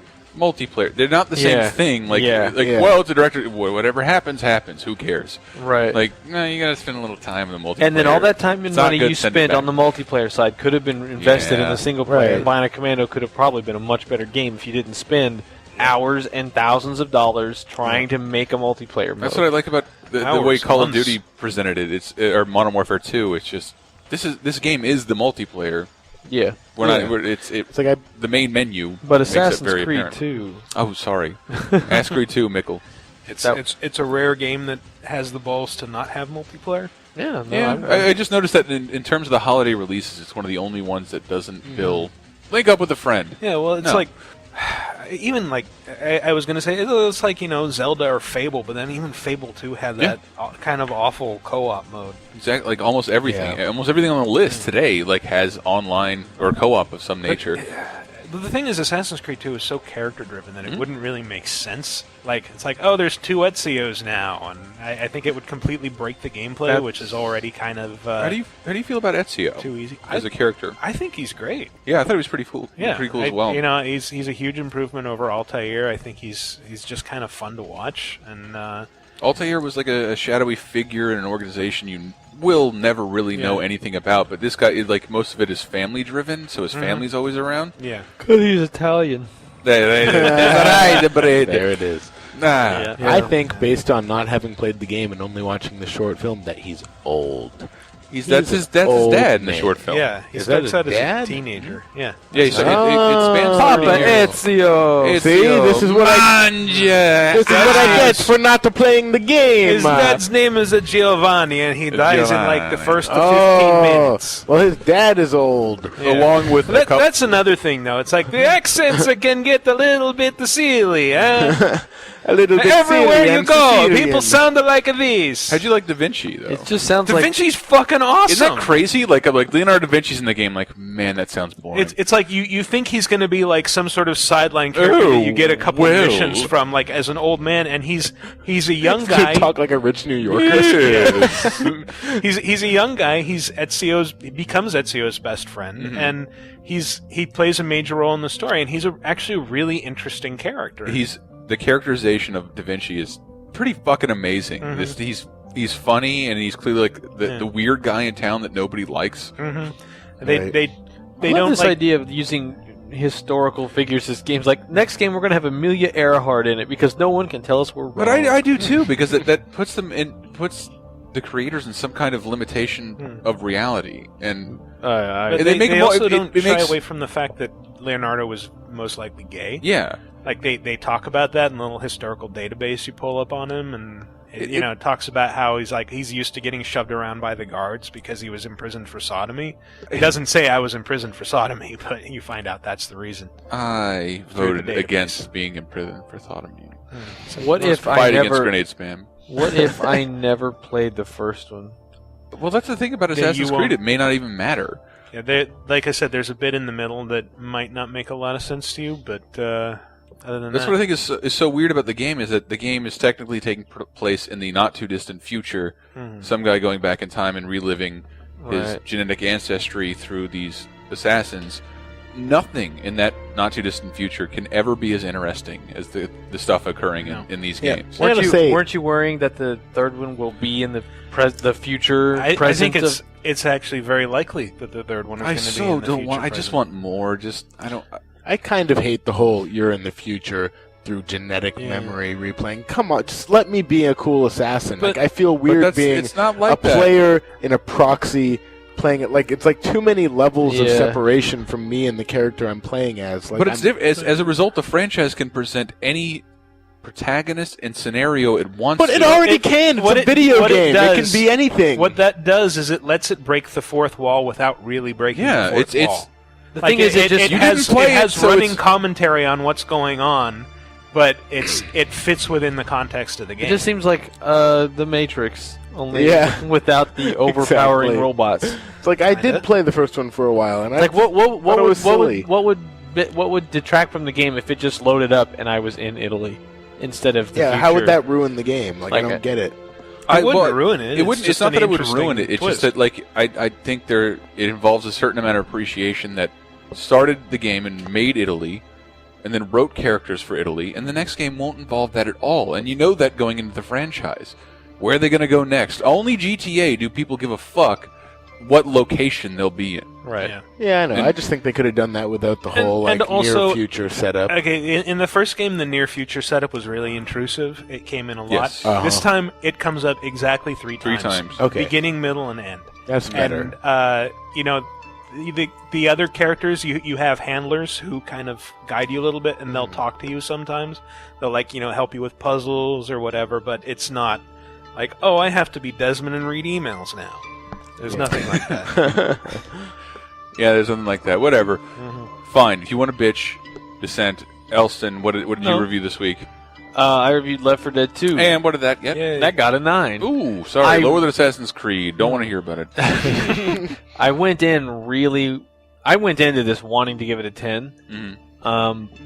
Because much like Assassin's Creed, Left 4 Dead 2, I feel like improves on a lot of the things from the first game. Even though I'd find very little wrong with the first Left 4 Dead, the campaigns in this, like if you haven't played, the story, like any Valve game, the story is kind of told not overtly. It's kind of you learn it as you play, and each chapter of the game is divided up into little movie-like vignettes. Like there's the Dark Carnival and Dead Center and Swamp Fever and Worst game ever. Yeah. But anyway, just Left 4 Dead 2, it is basically the same thing as the first one. Intense 4-player co-op of you trying to survive a zombie apocalypse, but now you're in the Deep South. A lot of levels take place in the daytime. You have, like, you can tell it's very humid. You can hear crickets and bugs chirping, and the sun is out, which the whole first game takes place at night. So you get this real sense that that you're in the middle of this apocalypse as it's happening. Like, it's clear that the government just tried to deal with this virus outbreak and failed miserably and estimated how bad it was going to get. Whole place goes to hell, break out, and every campaign is much more in your face and crazy and loud explosions. It just feels much more holy shit like than the first one did. The first one, as much as I love the first one, about 90 to 100 hours in the first game. It was very much like you're isolated. Yeah, you're isolated and you're trying to break out of this city, and it was kind of drab, but this one is totally not. It's you're all over the place. It's just running through the South trying to get out of this place. It's not a 10. But it's not a 10 only because that newness is gone. The amazing innovation of the first game is not there, and a lot of the new things they added are just kind of like, there's a bunch of new guns, and I rarely found the need to use the new guns. Some of them were cool, like the assault shotgun is cool, but so is the tactical shotgun from the first game. I'm gonna play it, and I'm gonna love it. But every time I stand back and look at it from afar, 4 campaigns. 5. 5. It's 5 this time. 5 campaigns.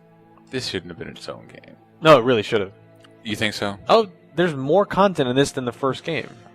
The first one was, the first game didn't have all that much content. It just delivered something completely new to the console audience. Right. No, it feels to me like Left 4 Dead something, not Left 4 Dead 2. Oh, it feels like 2. Having been through the whole thing, multiple times, and spent 100 hours in the first one, I can say this what is. Made me think of that. Brett, its existence means that Valve will no longer support. The You're right. What a bunch of assholes that Valve. It's not that. But how dare they make? No, there's everything is bigger, louder, bloodier, more intense. Like, I love the melee. The melee weapons, weapons, cool. the campaigns themselves, the characters, the dialogue. It is in no way an expansion. That Charlie Barrett brought up Left 4 Dead 3. Now there's a precedent. Like, there's going to be a Left 4 Dead 3 next year. Not necessarily next year. Seems kind of hard to believe if they're not willing to crank one out in 1 year due to success they didn't perceive. Just because they wouldn't do it again. Just because they did it once doesn't mean it happens twice. This is the only thing Valve has ever done quickly. All right. Think of how long it's been since Half-Life 2 came out. I wouldn't expect a 3 next year. I'm just starting to get on the apprehensive side, because like a 3 next year, that would mean a 4 next year, and that would mean this series is over in 4 years. No, I don't expect that. I want a 3-way crossover of Left 4 Dead, Half-Life 2, and Portal. It's going to be great. Just throw the portal gun into Left 4 Dead 3. Make No, it I the think same game, but the with portal gun's going to fuck something up. Zombies are going to start entering Half-Life 2. Yeah. It's going to be great. Yeah, because Please, Half-Life 2 Valve. doesn't have zombies or anything. No, it just has head crabs. That's totally different, Michael. But no, I think we should have this argument. But Left 4 Dead 2, head crab zombies or regular zombies? If you like, which has superiority. If I had a working 360, I'd be all over. If you had a working 360, it's the same thing. It's just, and I make an analogy in the opening of the review. Like, to me, Left 4 Dead is the Street Fighter of first-person shooters. It looks like button mashing to everyone else. But when you play it's not. There's so, like, I know everyone just sees you can't aim with down the sights. You just shoot, and it's just mindless zombie. There's no motivation to what you're doing. It's just shooting. That's true, but there's so much.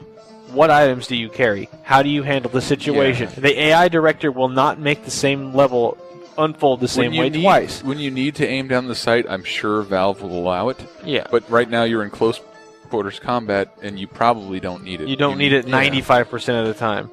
But, like, all these strategies for taking down and getting away from the special infected. And then you go play versus mode, and it turns into a whole new game of you and human players playing as the special infected. And all the new specials, Charger, Spitter, Jockey, change the game completely. Like, all these tactics that worked in the first game don't work now. Specifically because of the way these guys were designed. Like, it is a new game. It is a new feeling. Yeah. Like, it's just enough familiar. I know. I believe you. Audio. It's just not one of those innovations that couldn't have easily been added to one. It could have, except all those levels were designed. Like, even the levels have to be changed because of what the Charger It kind does. of makes me think of what sequels sort of used to be. Like, if you look at Quake Right. to Quake 2. Right. Like, yeah, I guess I kind of see how it's a sequel. You know, I guess we're sort of used to, like, Assassin's Creed 2 being, like, a big, long, new campaign. But Again, the fact that Valve turned this game around in 1 year That's is impressive. amazing. Like, there's a lot of new content, and it's really cool. Do you have the audio queued up? Sorry. Oh. And the thing most people love about the first one is the characters, Zoe, Francis, Lewis, and that is Bill. I like Coach. And the new characters, Rochelle, Coach, Nick the con man, and my fucking favorite, Ellis, who is true redneck of the South. And I just recorded some of his audio, and you'll hear this kind of stuff. And that's another good thing about this, is that there's so many lines of dialogue they don't necessarily repeat every time you play. It actually takes stock of what you've done, where you've been, how you've interacted with the other players. You won't hear the same stories every time. What you've given me is sort of an example of a lack of overlap, because Ellis has a trait, yes, and other people have responses to what he's stop. They're just like Ellis every time has these obnoxious stories that he just starts telling in the middle of the zombie apocalypse because he's just that excitable redneck dude. So here's one of them. I ever tell you about the time my buddy Keith fell down an open manhole? He was unconscious down there for like a week. During that time, unbeknownst to Keith, they paved over him. Keith had to... Ellis, is now the best time? Okay. And then we have another one. Shut up, I Ellis. love these Ellis stories. My buddy Keith lived in a graveyard once for a whole year. He wasn't a dare or nothing. He just got kicked out of his house. He said he never saw a single ghost except this one time when a ghost stabbed him from behind and took all his money. And he might have just been a homeless guy because he had a robe on with two eyes cut out his face. Is now the best time? Okay. and I'm annoyed because every time I recorded this stuff, it was always Nick who interrupted But him. that's a good example that Nick is programmed to shut Ellis up. Yeah, but no, it's everyone. Like, sometimes it would be Rochelle. He's like, Ellis, honey, do we have to do this right So now? there's automatic triggers, and they're probably random, right? Yeah, Like, they are For random. Ellis to tell this elongated story of no consequence, and all the other characters have a shut up function. Yes, but then there's like things mid-game where you're just like, the spitter starts shooting shit at you, and then like Ellis like, goddamn thing spitting goo shit at me, and just all his reactions are like and then I have another one called Bumper. I ever tell you about the time me and Keith made homemade bumper car ride with ride mowers in his backyard? Mower blade wounds over 90% of his body. I didn't run him over either. He somehow managed to fall under his own. Now the best time?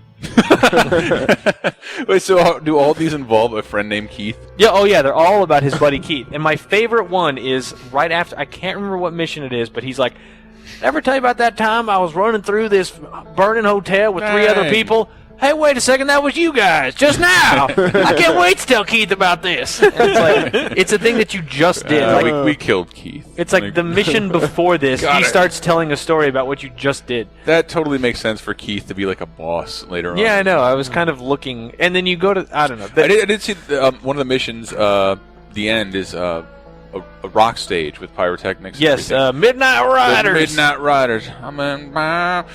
The Midnight Riders have a website that just popped up, midnightriders.com maybe.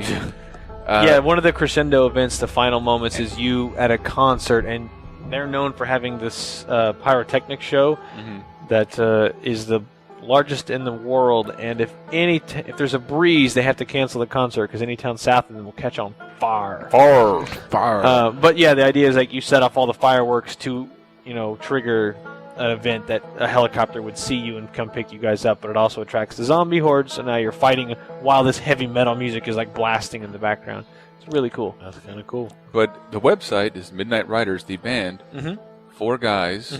Something is going to happen. Their names are like Ox and they have names. They have character art. There's also Jimmy Gibbs And there's Jr., a 4. NASCAR driver in the. Dang, really? If the laws of nature allowed it, I would bear that man's children.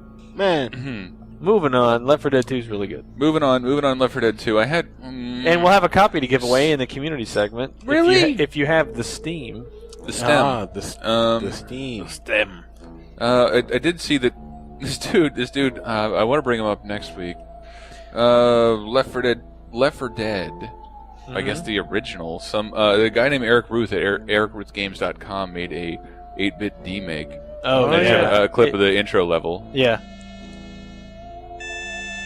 Yeah, I watched this last night. Yeah, it's pretty great. It's pretty cute. It is. Because what I did is sit there and listen. Like, is there going to be like 8-bit tank music? Right. Really wanted, and it wasn't there yet. It still very much work in And progress. the zombies just kind of stand there, and Yeah. it looks really easy. But it was really cool. It was a cool idea. And I guess Yeah. I did not.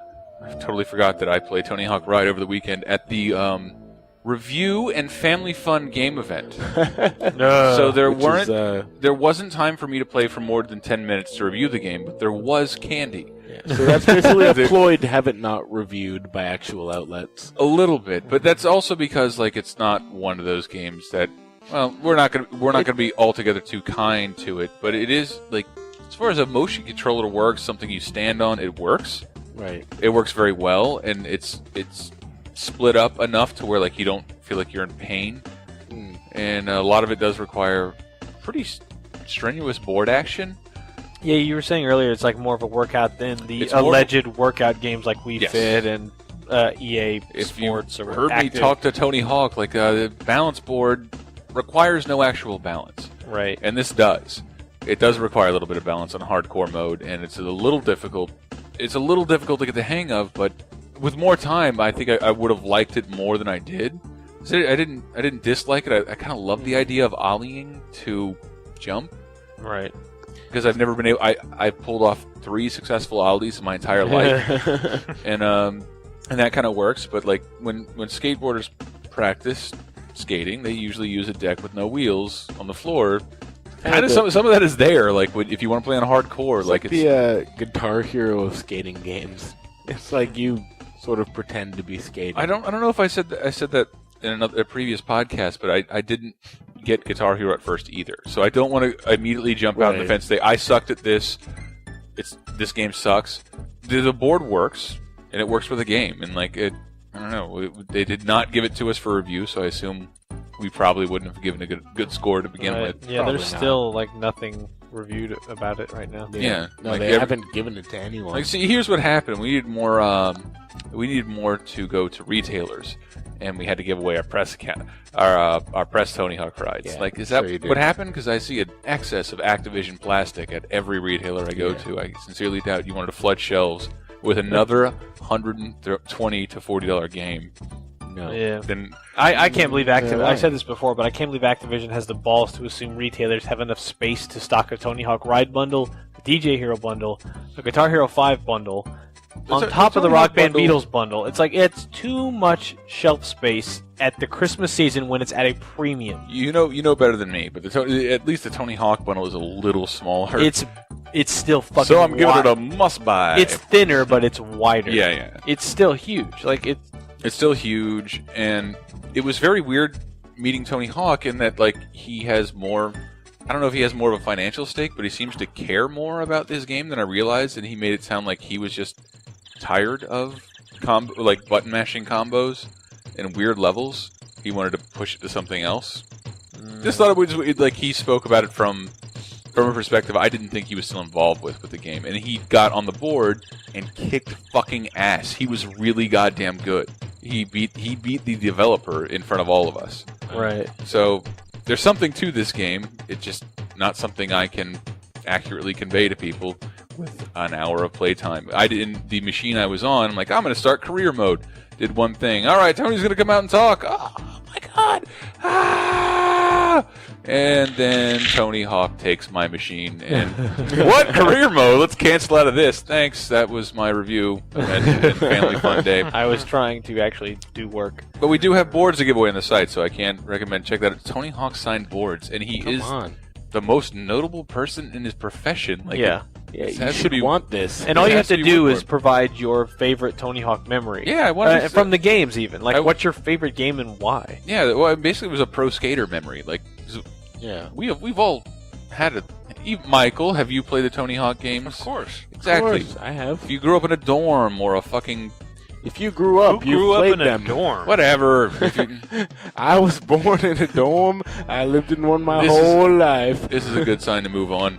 Yep. Before I get too drunk. Yeah, just check the site and check the TalkRadar landing page this And week. check my Twitter. I'm going to Twitter it every day until I get one entry.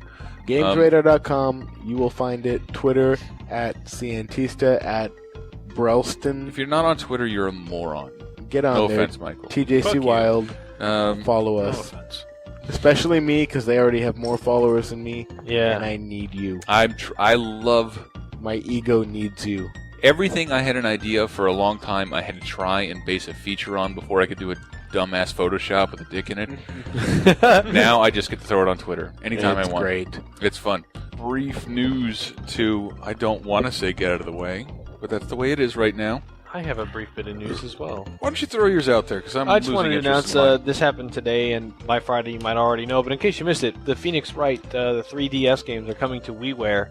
Objection! Hey, I care. No objection. They're $10, and they start in January. Wow! They're For all three or for each? Well, each, whatever. That's still like way cheaper. Yeah, $10, and it's the Phoenix Wright games. They have great music and they're fun and maybe a little easier to read than on your DS screen. Yeah. And also, I think you gesture to object. Yeah, you do. That's pretty awesome. $10. That starts in January, and then also get those for my mom, who's a lawyer. Yeah, I'm not surprised at this at all. But Nintendo has said there'll be news of the new Zelda at E3 in 2010. Huh. I don't know why that's being reported because they said that at E3 this year when I was sitting in a chair and texted that. Because we're going to talk about it next year. What you're missing is that they said it again. They said it again, and it's like, no, you guys don't remember. Remember E3 in June? That already happened. And now think back to the last time you've read an interview with someone from Nintendo and think of something worth printing on the site. Right. Right. I actually was an article that went up today. It's a history of the Nintendo DS, which is actually 5 years old tomorrow. November 21st. Weird. DS has been around for 5 years.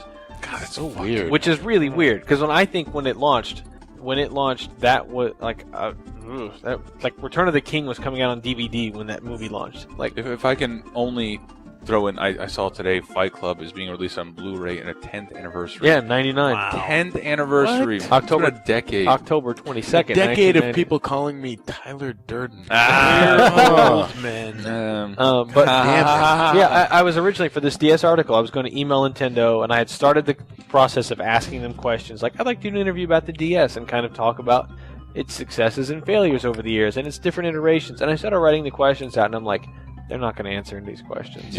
So, canceled. I'm not even going to bother asking, because all the answers will be blowjob, blowjob, blowjob. Like, I don't want to do that. Let's inundate everybody with sad news. Oh, no. Oh, no. Pandemic go bye-bye. Oh, Pandemic is gone. What about Saboteur? That's still coming out in December. It's a new developer is working on that. I forget who. What? But, Are you sure? Yeah, I'm pretty sure. What? The game comes out supposedly in like 4 weeks. Yeah, I don't think that's the case. I would guess it's done. I don't know. I think they are transferring some other properties over. But then I was talking to Hank Gilbert about it, and like EA never really wanted Pandemic. They wanted BioWare, right? But they somehow seemed like a bundle deal. And I was trying there's your danger of capitalism.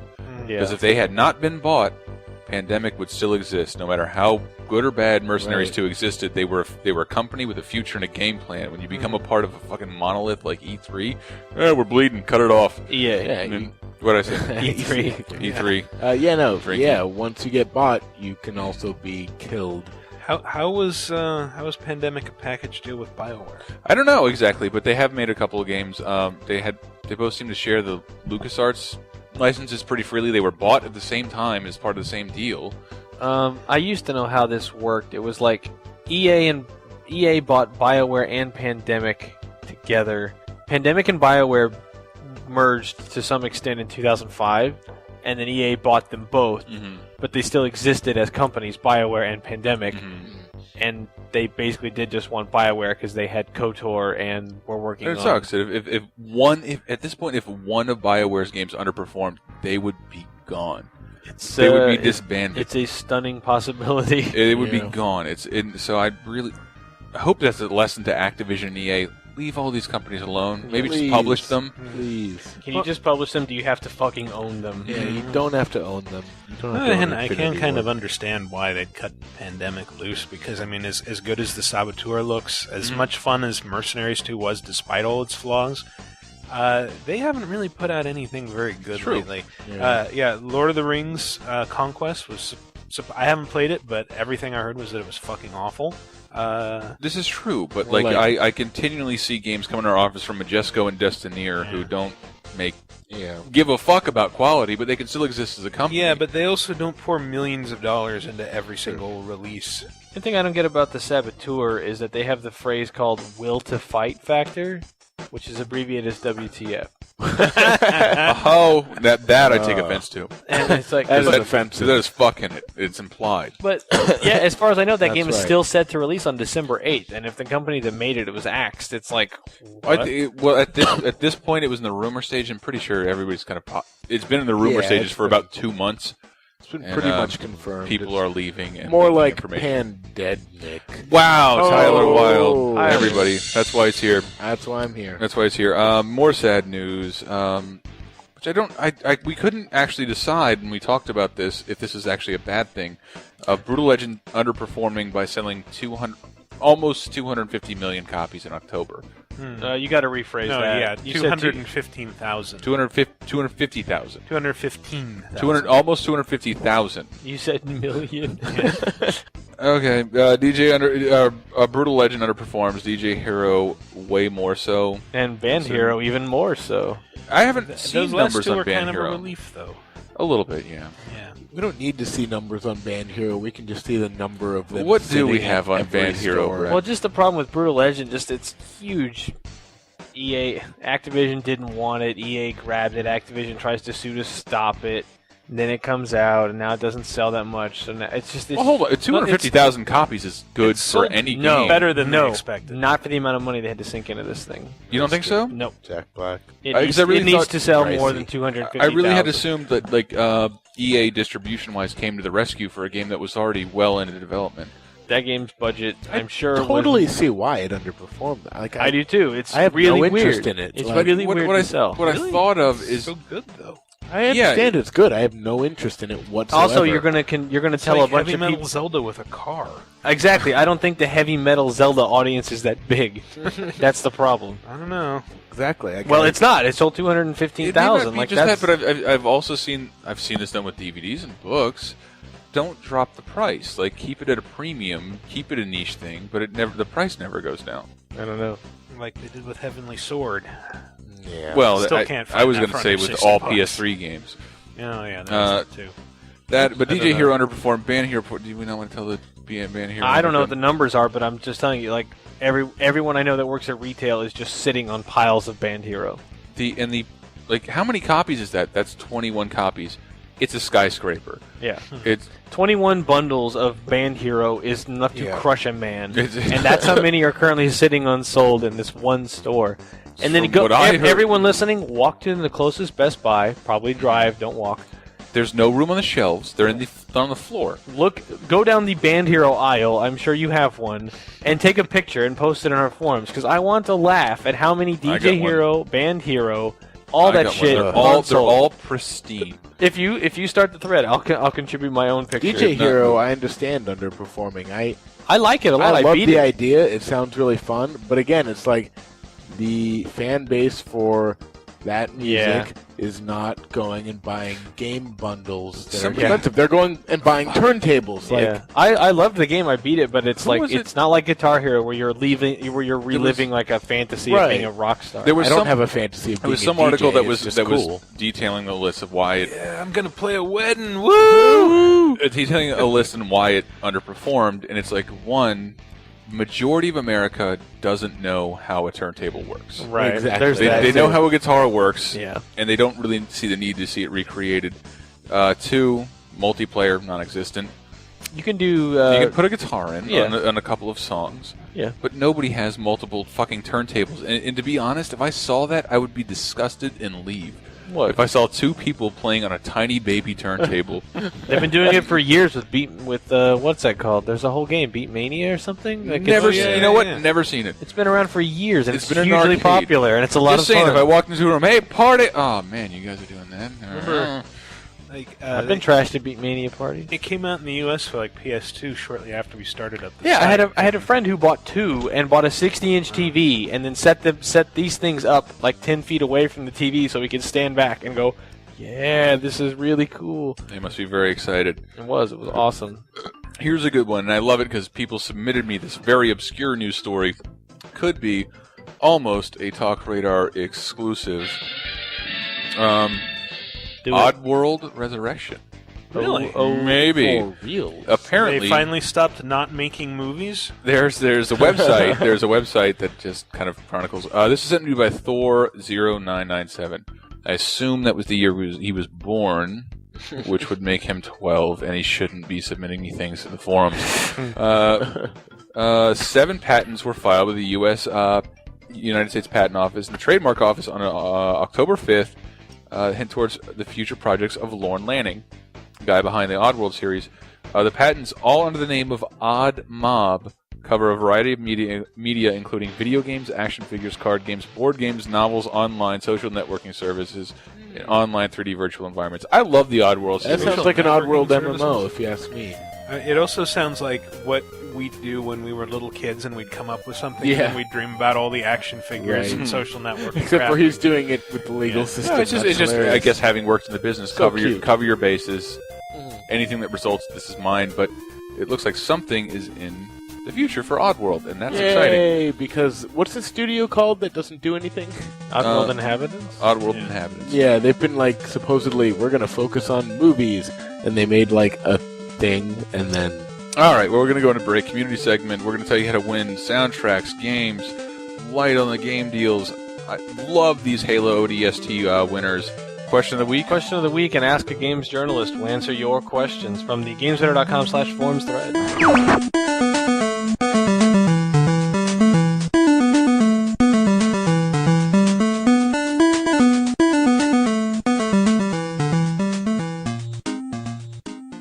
Hey, what's up, guys? This is your WWE diva and Playboy cover girl, Ashley. Go to WWE.com.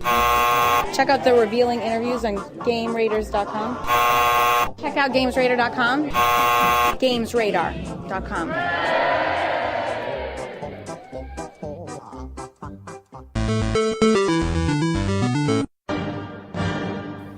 And now, Henry Gilbert weighs in on the important issues of the day. Welcome to Hank's Corner. Hello. So, some people would think because I'm the wrestling guy at the site that I'm a big fan of Hulk Hogan. Well, that is a goddamn load of bullshit. That Orange Goblin has not been entertaining since 1993. You may have noticed him in the news lately because he's come out of retirement again to try to get more money, one on his Hulk Hogan retirement tour and also coming back to TNA. Now, Hulk Hogan was a creaky, terrible wrestler over 10 years ago. He was one of the 3 big things that killed WCW because he's a selfish person who hates losing in fake matches. That's how stupid he is. Him coming back for more money isn't that surprising, especially given the complete destruction of his personal life after his disastrous reality show.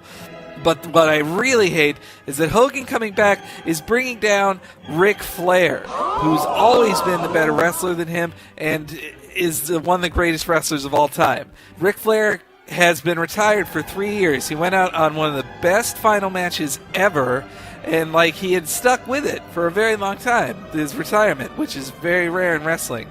But he decided to get married again, and he has a ton of divorce alimony payments to make, and he's just bad with his money. So you know what?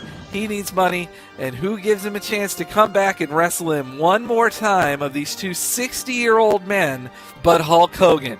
So they're going at it again, and guess who's going to win? Not Ric Flair, because Hulk Hogan will never let somebody else win who is not him. That is just, I just went Ric Flair.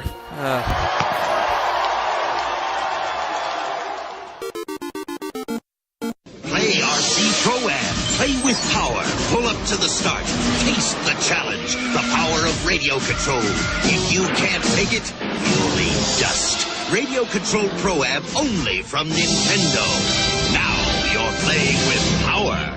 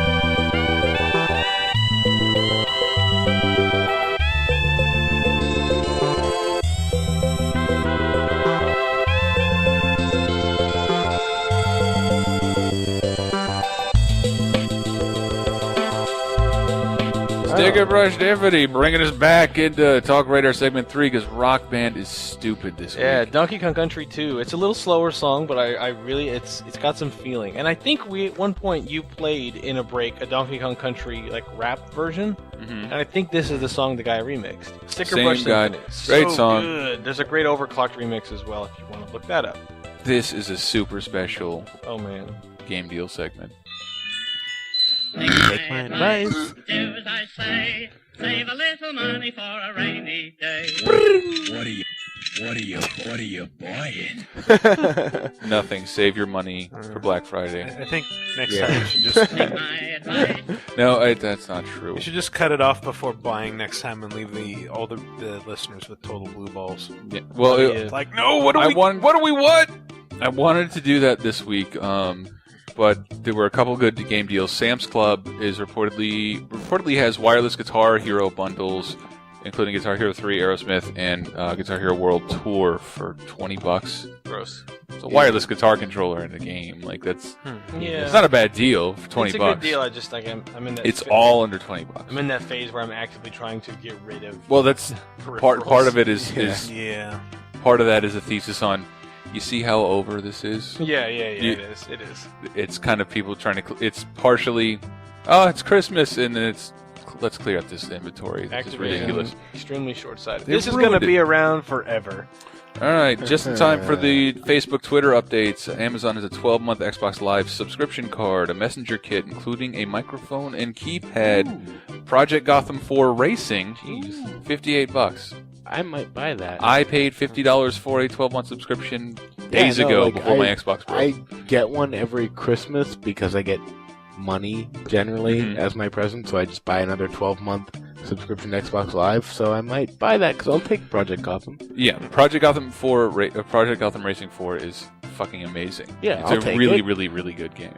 And won't hit certain people, but fuck, like it's Sears and Kmart have a 12-month subscription card for $35.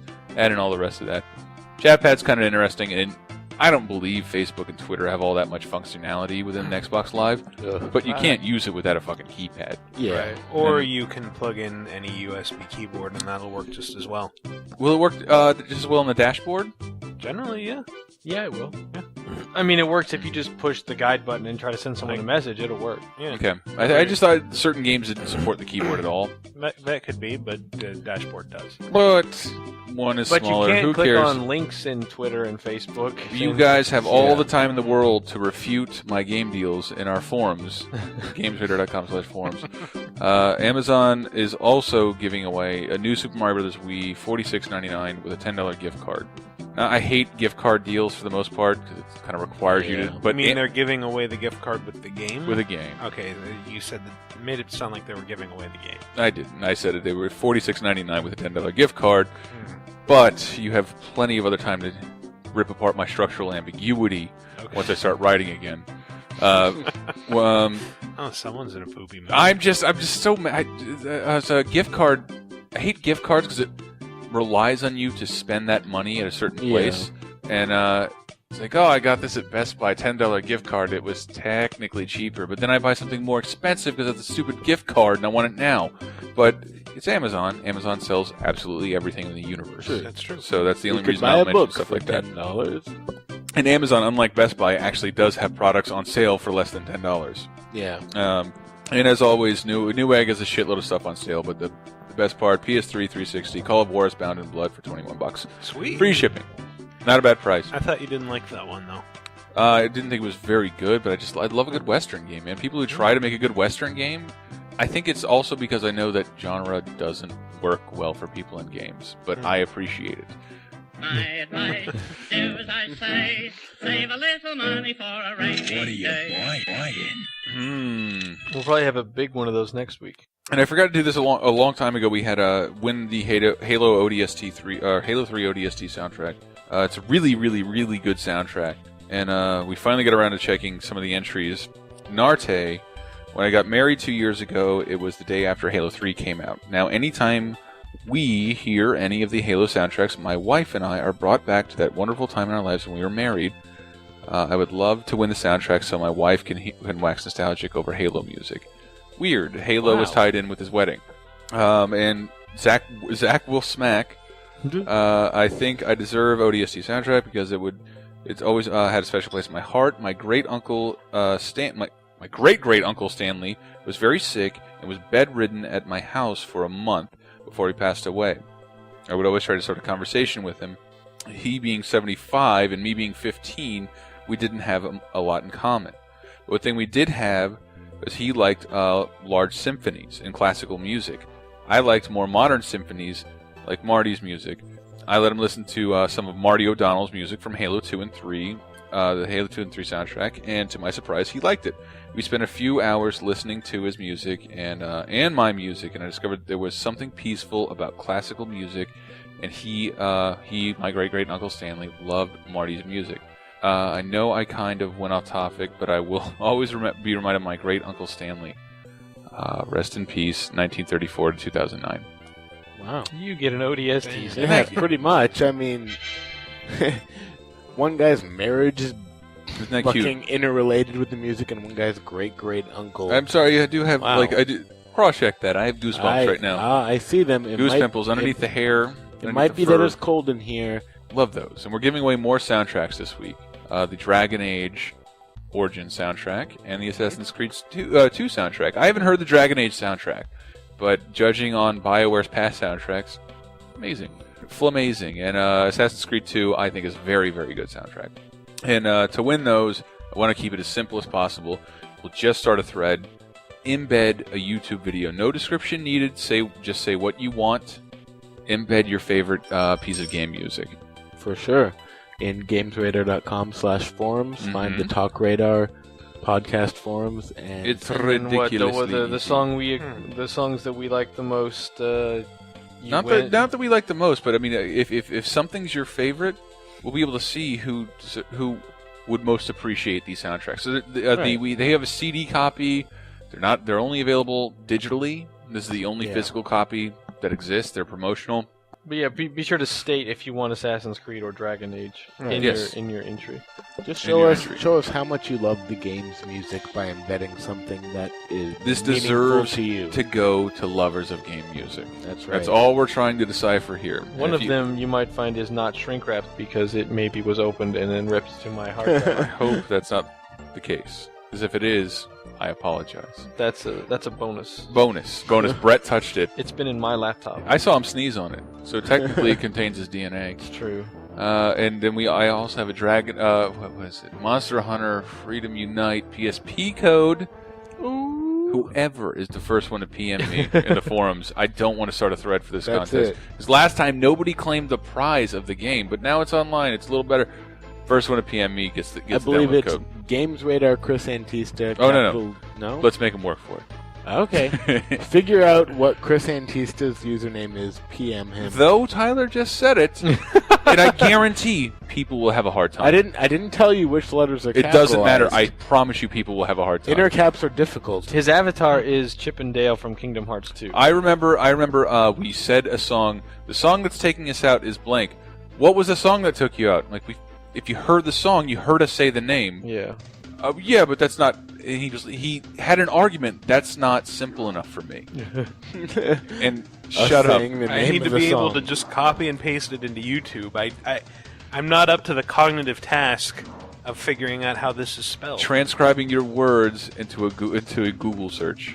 Jesus. So yes, I guarantee we will filter out some of the dummies. There we go. Just by making them work for PM Chris Antista for a copy of a download code, a PSN download code for Monster Hunter. Which one? Freedom Unite. Freedom Unite. And free game. What else do we have to give away this week? I've got a Steam code for Left 4 Dead 2, and I will start a thread in GamesRadar.com/forums. The Prize Pig will post a thread in the Games Radar forums, and he will ask you what your favorite special infected is and why. And when you tell the Prize Pig that information, your vessel for all Games Radar contests, yes. Quit being confused. Just message in the Games Radar forums. Just message the Games Radar Prize Pig. He's got threads in there every day, or every week. Yeah, just your favorite special infected from Left 4 Dead and why you like them. I'm looking kind of for like versus mode reasons or aesthetic reasons, whatever. And there's only one to give away. But if you own a PC and you wanted the game and don't have however much it's as simple as displaying your love for the game you want. So there you go. Free code, and I'll try to redeem that like as quickly as possible. So if someone sends me something that's really cool, the Prize Pig thread, GamesRadar.com/forums. That's what I love about this download code. It's a quick turnaround. Yeah. We can have that to you instantly. Please, more download codes. So there you go. That'll be in the forums. And if you're waiting for any prizes, they're in the mail or soon to be in the mail, and we're sorry. These things take a long time to do. Yeah, it's a lot of. It Go takes fuck a long yourself. time. You haven't heard from Shane and Paul in a long time. Maybe that means there's two people's jobs that need to be done by all of us. Yeah. Moving into the community segment, I'll try to make this not so much brief, but question of the week last week. GamesRadar.com/forums. Every week we ask a question, you answer it. You've been really good about that. They've been really fucking fun to look through the last couple. They have last couple been. weeks. Question 61 in the thread was. Can I say real quick, your answers to question of the week for week 60? What is your first CD? Yeah. Might have landed us a guest. A big guest. From Pretty who big. a majority of people said was their first CD. Yeah. More famous than Amos. More famous than, I believe, anybody we've ever had on, including Tony Hawk. Oh, yeah. I'd say this is a huge deal if this goes through. Big possible tease of If it doesn't, I can't wait to hear us crying. Yeah. Yeah. Guess what didn't happen? We will tell you instantly if it fails. Oh, yeah. And we will have a contest to make that person feel guilty for not coming That's on. right. Yes. But question of the week last week was fondest multiplayer memories to celebrate Modern Warfare 2 coming out and us playing that game multiplayer for 24 farkin' hours. Quick list: Big Boss, Big Boss, SNES Mario Kart, and he specifically embedded a level from, if anyone remembers that game, Battle Level 4. I love it. Was the preferred Mario Kart level. Hell yeah. Chief Lethal and several others said GoldenEye, but he specified the Temple level, which you'll probably hear of more soon. Mexecutioner actually pointed out Goof Troop for the Super Nintendo. Wow. Is that multiplayer? Yeah, it was. Michael, help me out here. I've never played it. You brought up Goof Troop in the car today. I know, but only because I know it was Shinji Mikami's first game, or one of them. I thought you would have known, being Disney. Yeah. Being a Disney horror general over here. I didn't play that garbage. Garnser for Contra and Gradius, like old school Konami games. Zabu-san because he said Four Swords Adventures, Zelda, one of my... That's pretty dope. Really fun if you had 4 friends with 4 Game Boys and 4 link cables. GameCube works too. Smegma Insanity, N64 Smash Brothers, Power PC 127. This one's strange. X-Men 2, The Clone Wars for Genesis. Yeah, good music. It was okay music. If tinny. Yeah. Senor del Sol has a long story about Battlefield 1942, Battle of Britain. Gallo, I like this one. Left 4 Dead, with sound mods with Tourette's guy as the tank. Which we have. Why didn't I? I should have pulled it. That's great. Alpine guy playing House of the Dead in the arcade with his dad in Mongolia. Wow. But it's a touching story. You should read it. Goddamn Mongolians. Alex Mercer 11337 pausing the camera in various Smash Brothers games, which we've all done. Ramanation, actual tagging in and out of Marvel vs. Capcom 2 matches where everyone was assigned one of the three characters, and when you tag, the other person has to jump in. That seems really hard. That would seem very difficult, but it seems kind of cool if you could get it to work. Weasel with the Gun, TMNT arcade for the NES. Oh goodness. For the NES, and he pointed out just watching the flying kicks back and forth, and I know exactly what he's talking about. I'd say you beat Baxter Stockman. Yeah, it is.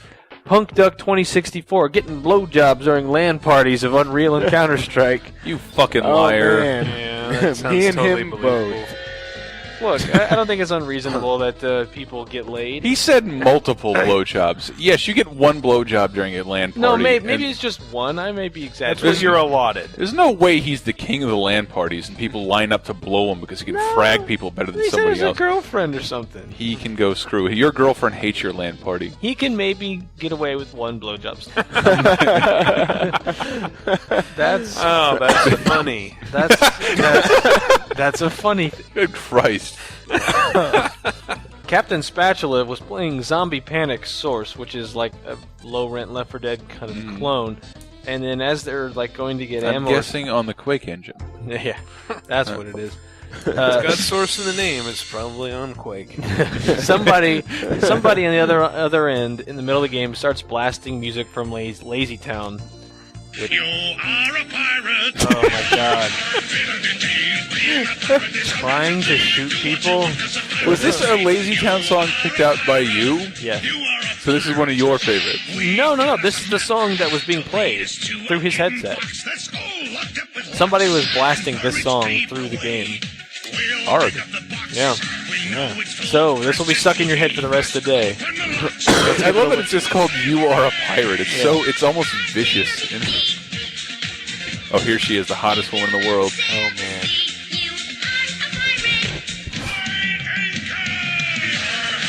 Okay, let's move on. I still want to do her when she's of age. She is of age. Careful with that. Yeah, she has to be aware of all this shit. I mean, it has to be. I don't want to. I just want to fuck her wig. That's all I care about. That's all that matters. To be fair, the internet's probably with you on that one. Mm-hmm. Oh, any girl with pink hair. I would be careful with all Kiss, of that. Kiss, Bang, Bang. Go watch that movie. You may have advocated pedophilia. It's not my fault. I said of that's age. currently Disney's main point of business. It is. That's not. Narte was in a heated game. This is funny. It's a little bit of a story, but it's funny because this probably happens to all of us. Narte. It was a heated game of capture the flag in Halo. Clock was ticking, and we needed one more flag capture to win the game. My teammate grabbed the enemy flag, and I was covering his back. Unfortunately, I was shot down at an overpass, died. I died, so I set my controller down, stood behind my teammate at his TV to cheer him on. He made it back to our base with the flag, and went in through the basement where one of our blue-clad Spartan friends was just standing in the doorway in the way. My friend yells, "Move." My other teammates start screaming, "Come on, move!" And then finally I jump in like the loudest, yelling, "Move, goddammit, move!" And then he realizes he is that Spartan. He respawned in the way, and he's not even at his desk, and they're all yelling at basically him to move, including himself. Lol. That's it. A lot of good stuff, though. It's a 7-page thread, so there's a lot of shit in there. Question of the week 62, you'll find in GamesRadar.com/forums. Question of the week 62. I don't think we've done this one before. It's getting increasingly difficult to find. Yeah, it really is. 62 questions. What's the longest you've waited in line for a game or system? And you can kind of fudge this a little, because mine is I've known friends that actually camped out and stayed and waited. I've always wanted to do that. I wanted to. It's just I never did for some reason. And the most I can remember is like going for PlayStation launch day on 9/9/95. I made my dad drive me to the mall super early. It was a Saturday, and I remember getting there really early and just sitting in the van waiting for the mall to open and then walking in. And it's strange thinking back on it. There wasn't even a line. It was it was the original PlayStation launch day, and it was such an unknown quantity at that time. There was no line. Everyone was like, I don't know, is this thing gonna matter? I wanted it solely for air combat, which is why I was there. But that's the only time I can really... Everything else I pre-ordered and walked in reasonably and got it. I definitely did that for the Wii. Oh. I was there at, God, 9 o'clock at night or something. Oh my God. Got in line with my girlfriend at the time. Stood in line, met some people. We started a bonfire inside of like this... Yeah, there it is. Living the single life now. But I think that was more to the standing in line for the Wii, not the single life. Oh, I standing in line for a Mrs. thought you were making fun of me. Yeah, she wanted it. She really wanted it. I did too. I was probably the one that pushed us to get At the in time, line. we didn't know better. Right when We I started didn't here, know better. Tyler immediately got rid of it and sold all his games, and I to this day have not paid him for Super Monkey Ball Banana Blitz. I'm waiting for my $20, man. He's never bugged me need for that it. shit. He's a No, good man. we were starting fires and shit. Like by the time it got to 2 a.m., we were freezing and miserable and angry. Yeah. We finally got in. Everyone got in. Started grabbing extra controllers and games like that. We all knew we were getting a Wii, Yeah. but at that point it was like the peripherals are gonna go fast. Yeah. Start grabbing shit. So I remember being tough to find a classic controller right away it for, was for a rough. while. We grabbed as much shit as we could. Obviously Zelda we needed. We grabbed Monkey Ball, Which I was think. which was fun. Yeah, worthwhile. And then we had I say with a high voice.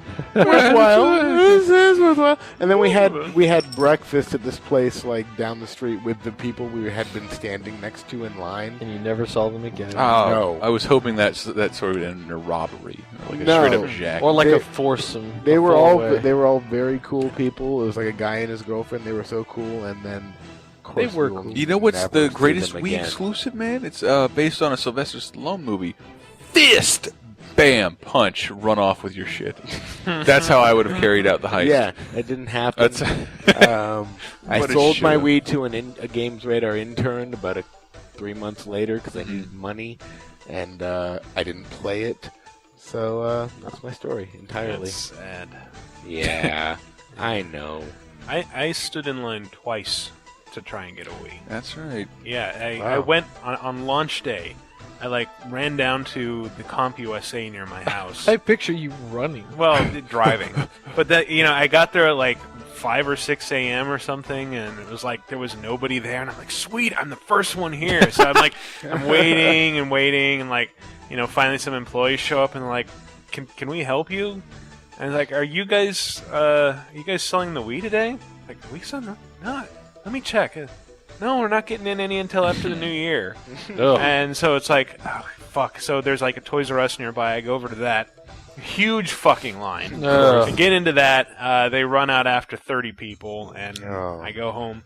A couple weeks later, I got a tip that they were going to have them at the Target about 15 minutes from my house. So I went out there at like 6 a.m. There was already a big line of people, but I got in and ended up getting a Wii finally after about 2 hours of waiting. But I felt really bad because there were like people showing up like around opening time, and like these families with kids, and they were getting turned away and told, no, sorry, we're only the people who have vouchers are getting a Wii, and we're out of vouchers. So.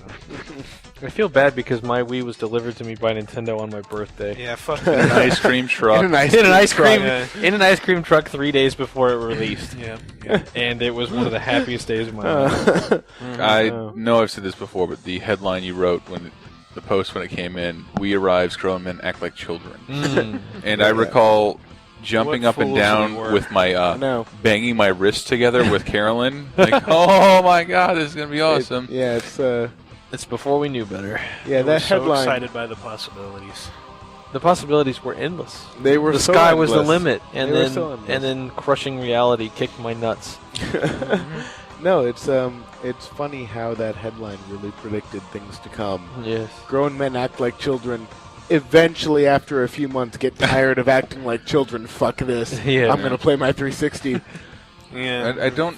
As Gibby gets sick of fuck this. This system controls like children. I was actually pretty surprised. Like, we went to go get Call of Duty Modern Warfare. Like, I went to get it the day it came out. Yeah. I went to Target. I was just there. I was behind one person. It was Michael. Yeah. And getting Call of Duty, and the biggest. It's not a line necessarily. It's almost cheating. The Dreamcast. When I got my Dreamcast, I paid for it in full, and went to Toys R Us and had the line behind that stupid gate where the people actually hand you your merchandise after you've already paid for it was incredible. Like, we weren't, like, we already knew. It's like we already had that ticket they give out now. We already knew it, but we were just sitting there waiting. It took for fucking ever. And I got a T-shirt that I still wear.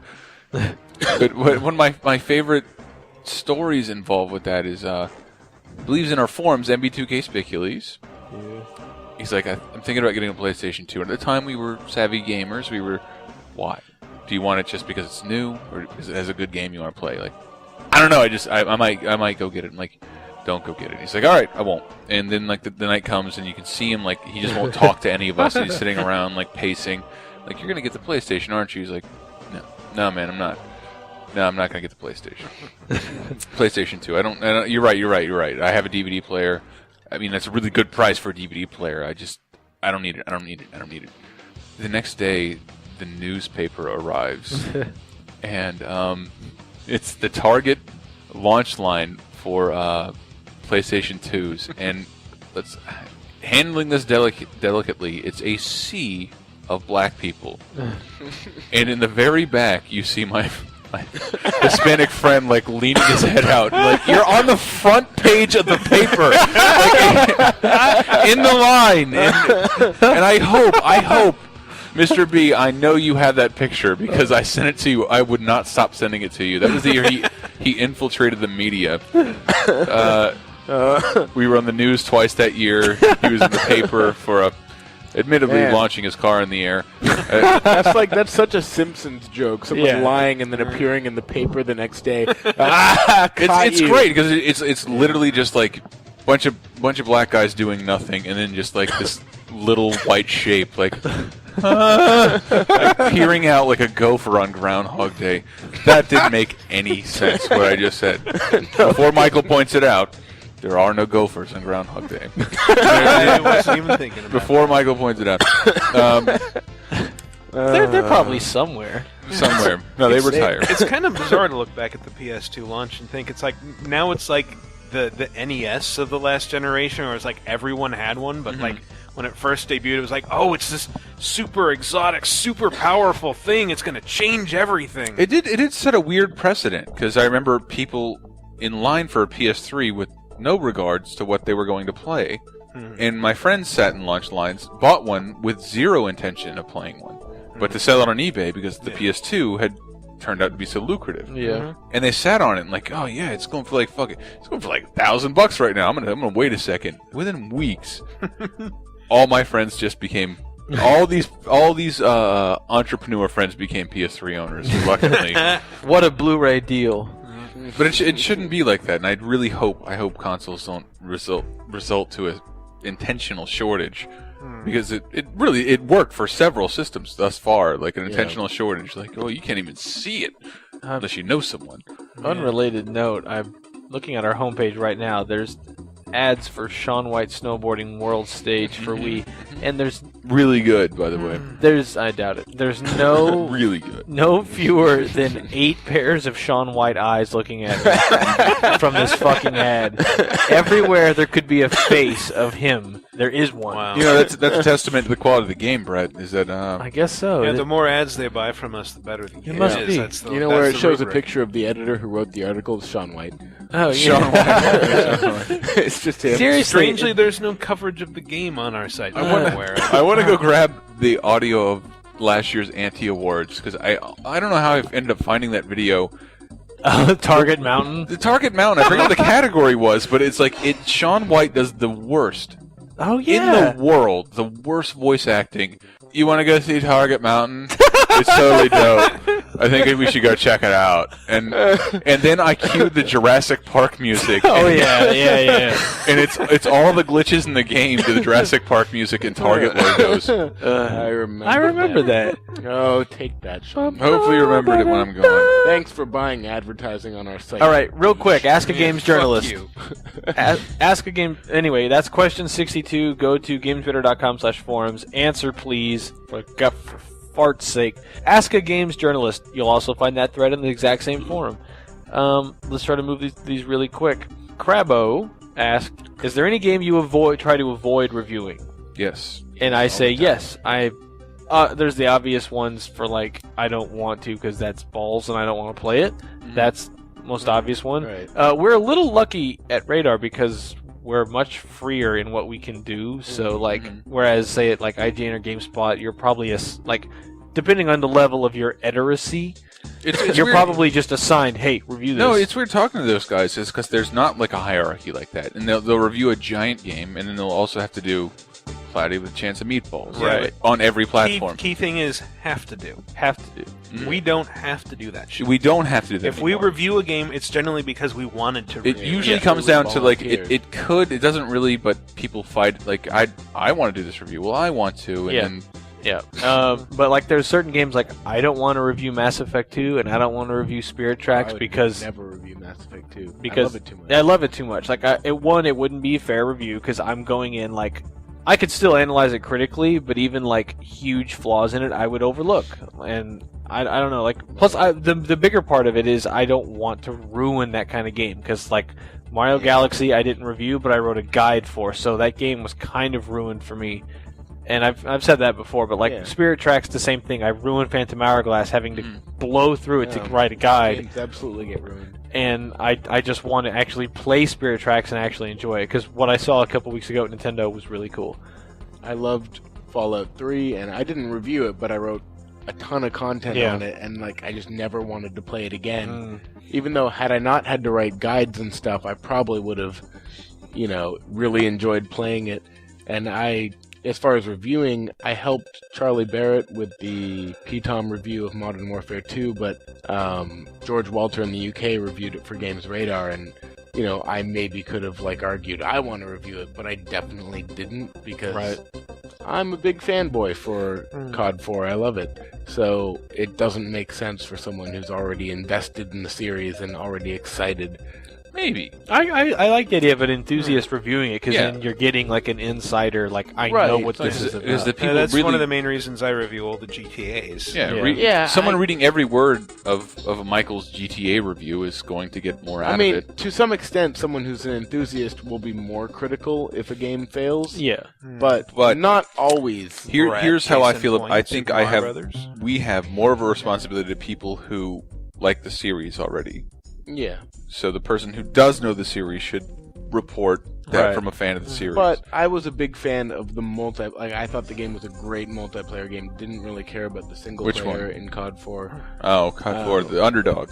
I mean, I enjoyed the single player, but I was a big multiplayer fan, and I knew as soon as I got Modern Warfare 2, I was going to jump into the multiplayer and love it. I already knew I was going to love it. Yeah. So, I didn't feel like I was the right person to review it, so that's a game I tried to avoid. I would like to say to anybody who wants to throw the credibility card, NeoGaf, I'm looking at you. Michael and I were both talking about who's going to go to Italy to see Assassin's Creed. Whoever goes doesn't get to review the game. We decided that originally, and Michael was nice enough to be like, well, you haven't had a trip in a while. You haven't gone anywhere. You should take the. Michael ended up taking the review. Had Michael gone to Italy, I would have taken the review. Yeah. Right. Didn't want the person who took a free trip to Italy to be the one to end up to review the game. Well, it's a two-sided coin because on the one hand, it's like, well, if you don't get to go to Italy, then the game is the consolation prize. But also, if you accept a massive trip to Italy on behalf of this game, you probably shouldn't be the one to review it. Just because it'll be on record. I'm on record saying I did that. Yeah. And but for the record, I think we all kind of enjoyed the reviews the way we do them now, right? The super reviews are a lot of fun. The super reviews are a lot of fun and have proven quite popular. So with the idea is that the reviews read more like a feature, and they're not as bland. There's a lot of images, a lot of videos. Well, it was legitimately a balance to like, well, do I go to Italy or do I spend several days in the office playing a game that I like? Right. Shit. It's a hard choice. Yeah. Moving on. I don't want to say the name of the person yet, but one of the readers thinks we dismissed too quickly last week in the concept of in-depth games journalism or insightful deconstruction of games as a medium. We had talked about how movie. Bullshit. I dismissed that. Let's move on. Well, hang on. I can't. Sorry. Hang on. Whoa. I can't remember what we said exactly. But terrible bias. I know we're not against. It wasn't. It was. I think Johnny Mapp. I know we're not against praising games that push games as an art form, because I think we all think games are art. We talk about it here all the time. Yeah, we talk about it enough. And not just games like Braid and Flower that get paraded around as, look at how brilliant these games This is art. Yeah. The community would recognize art as art. Yes. And Right. this is art. Yeah, art. It's like, no, cultural. It's like, no, I'm sorry, National Treasure is art, whether you like If you're it or not. if you're listening to It's this, low art. you should know that games. Yeah, mostly that's what the argument is. If it's high art or low art. Yeah. That's all those arguments are. But this guy has a story up on Gamasutra analyzing Tower of Heaven, and Gamasutra is kind of that site that deconstructs games on a very technical level, and I like that. It does have its place. I just don't want us to get sucked into it where everyone has to outsmart everyone else. You're not talking about Rengoku with Tower of Heaven, are you? I don't think so. That's never been the future of think any it's kind of whatever. you want to say enthusiast press. Like that's never been how things are covered. Right. You're given detailed. You're basically a consumer advocate, Yeah. giving information to the consumer. That artistic shit comes way later, and I I'm not welcome that. But that's not what we do. Yeah, I'm not against it, but I just don't. That's not what we do. And I'm definitely not against, like, anytime, like, again, like Modern Warfare does a thing like No Russian. Like, I praise that for pushing this as a medium. I am drunk, but I thought we did. We did. Thought we did. We did. However, his username is Shiny Vagini, so I think that somewhat negates the point he's trying to make. No, but thank you for the... I'm sorry, I was blinded by your shiny avatar. But no, thank you, Vagini, for your... You had to say that as a professional. I'm being serious. I'm glad he listened and then offered. Vagini, thank you. Thank you. And offered a counterpoint. Thank you from the bottom of our vaginis. Yeah. He has a counterpoint up on Gamasutra for Tower of Heaven. So if you want to check it out for an example what the fuck is Tower of Heaven? It's a game you won't play. Here's the thing. It's an old school game. I knew that already. Yeah. Could If you you want, elaborate? as an example of the kind of content he's advocating, and I'm not totally against at all. I just don't think it needs to become the norm. Charlie Barrett for it. Yeah. Go check it out. Gamasutra in general. Christian Network's there. It's a great site. Can I get over here? Final question, Ask a Games journalist from Wormy Tables. Oh, I like that so much. I've been working on a high-profile game as a developer for a couple of years now. Ooh. And from time to time, we'll produce a build or a video of something to be sent to E3 or set up for a high-profile journal visit, and we may see a journalist or two in the building for an hour one day. It seems to me there aren't that many opportunities for journalists to talk to developers themselves. Oh, God. This is true. When you do get to talk to developers, do you get different kinds of answers to those you might receive when talking to PR people? Would games journalism be more interesting if you were exposed to more than simply the E3 build, which took a good month to produce? It seems like there's a couple different questions in there. One, the E3 builds I've always felt were like, we wanted to show you one section of a game, so we optimized one section, and now you're seeing it, and it's kind of meant to... Yeah, if you talk to these guys, it takes months to set up that build. And the developers really resent having to refine one portion of the game instead of focusing on other things. Which usually still ends up going there with bugs that the presenter has to excuse away. And I've never really understood that, because no one here reports on bugs.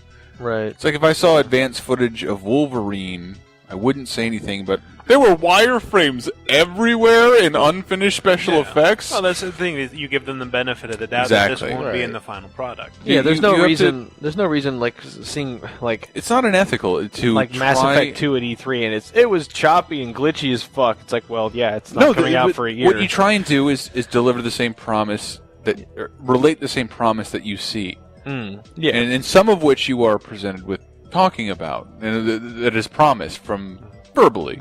Right. Isn't he asking more if, like, wouldn't it be better if we got more access to developers? Yeah, and he's also asking, like, if you talk, like, I much prefer talking to developers over PR. Way more. If I can, that's not always true though, because sometimes the developer is not. In some cases, the PR person actually does their job. In the case where they are much better at vocalizing the intent, whereas the developer's like, I don't know. This is true in like working on this show right here. We were kind of adamant originally about never ever reviewing anybody with PR or or what else in their name, and that some of that snuck through during Comic-Con. That's just who was there. But we've been pretty adamant about talking to people involved with the creation of the game and not the selling of the game. Right. And that's me personally. But then when we have Seth on all the time, who isn't probably isn't directly credited with working on the game, but Seth is very, very, very much involved. Right, from Capcom. From Capcom and Seth Killian in creating the game you see. Yeah. Extreme hand in all the Street Fighter content. Yeah. And Tatsunoko versus Capcom. This weird new position. His own character. That's the strange thing is like every time we turn our heads, there's a new position created in the development team, and like so you say like people. I see Robert Bowling being thrown around a lot. Oh yeah, Robert Bowling from Infinity Ward. He's the community manager there, but he's very involved with the actual creation of the game. He recorded a bunch of dialogue as filler before they filled it in, and some of it got left in, and like. He's really involved. He's also directly involved in relating what you say to somebody else. Yeah. And most PR people aren't doing that, and that's the community thing is kind of a weird new thing that's come along with the internet. It's sort of like, I mean, not exactly, but sort of Chet Valschek, who we've had from Valve. Like, he's directly involved with the game, but then he also can talk openly and candidly about the game and give it to you in ways that the public can digest. Whereas some developers you talk to, it's a little too heady, a little too technical, and a little too esoteric for the average person to be like, I don't care how many shades of chainmail you made. I don't. A little bit. Right, but when a developer has someone really informed, really interested, it's better than talking to someone from an external PR company who's trying to sell the game. You learn how to spot them immediately. Yeah, I'd love more to talk to. As great as the guys at Activision are, I'd rather get information from Robert Bowling about whatever Infinity Ward is doing. But sometimes the developers are just too obtuse, and as far as like access to different builds or like full access to the game or whatever, I mean, honestly, I'm more interested in seeing the game when it's in a fully presentable state. I don't have a huge boner for seeing it a year before it's going to come out. Like when when I can only see 6 minutes of it. And if you're ever curious about that, sometimes it hurts to be here and have to endure spoilers and an unfinished product, and never be able to fully enjoy the product you see. It's like sometimes a game that has one of the biggest twists of the year, we see that twist like 12 months ahead of time. You guys want to write about this? Yeah, and it's like that's how we present the game to you. So there's this game BioShock where, okay, get this, and then there's the game spoiled. You're like, okay, cool, and then it turns out, oh, that was the huge crux of the game, but I knew it already, and you introduced it to me that way. And they want fuckers. The Mass Effect people wanted us to show you can die as Jack Shepard, like that. Asshole! Like, why would you show me that, man? Because they want us to report about it. We have to endure spoilers on a regular basis. It's terrible. And like seriously, what you have to understand about people who are on the hardcore side, the tech development end, are kind of savants, crazy, introverted, don't have much to say about it. Like they're like real. I've noticed really good artists are really quiet about what they do. Writers, kind of like so much. Kind of like what we did just there. Right? Yeah. Man, really, writers love to talk about the process, but like artists, people who bring turn nothing into something, right? Don't really know where that comes from and are uncomfortable with being asked and tend to clam up. That's Right. why we don't do a lot of internal developer shit. Me personally. And I mean, and also it is difficult to talk to the developers. The PR people are kind of there to act as a buffer. And when you ask, "Hey, can I talk to the team?" They'll be like, "Maybe." And would it's a like, producer be okay? What are you gonna ask? Yeah, and it's like in the rare instances where you have a personal contact to the development team. Even then, usually it seems like the dev team has to then go, I have to ask. That's all. Ask a Games Journalist. Again, if you have a question you want to ask us about the industry, what we do here, what it's like to work in it, whatever. We didn't read new There's users. There's a lot of new questions We in didn't there. read new users, and I don't care because that's Because fuck them. not fuck them. It's just it's hard to do every week, and like you have to understand, every old user doesn't want to hear the new users read every month, right? Every week, and but. Modrone Man, who started a thread in the forum. Why the fuck wasn't I mentioned? Turbo Bison, Breeze, Breener. A lot of people keep asking. Ramen Nation. I also did want to give out on Twitter. Gunslinger Ben just turned 18. Hey, Gunslinger in England, which is the drinking age apparently. PC Engine. Congratulations, buddy. Get drunk. And his tweet says Gunslinger is rather drunk after his 18th, which in England, which is random capital letters, is rather IMO Pirtant.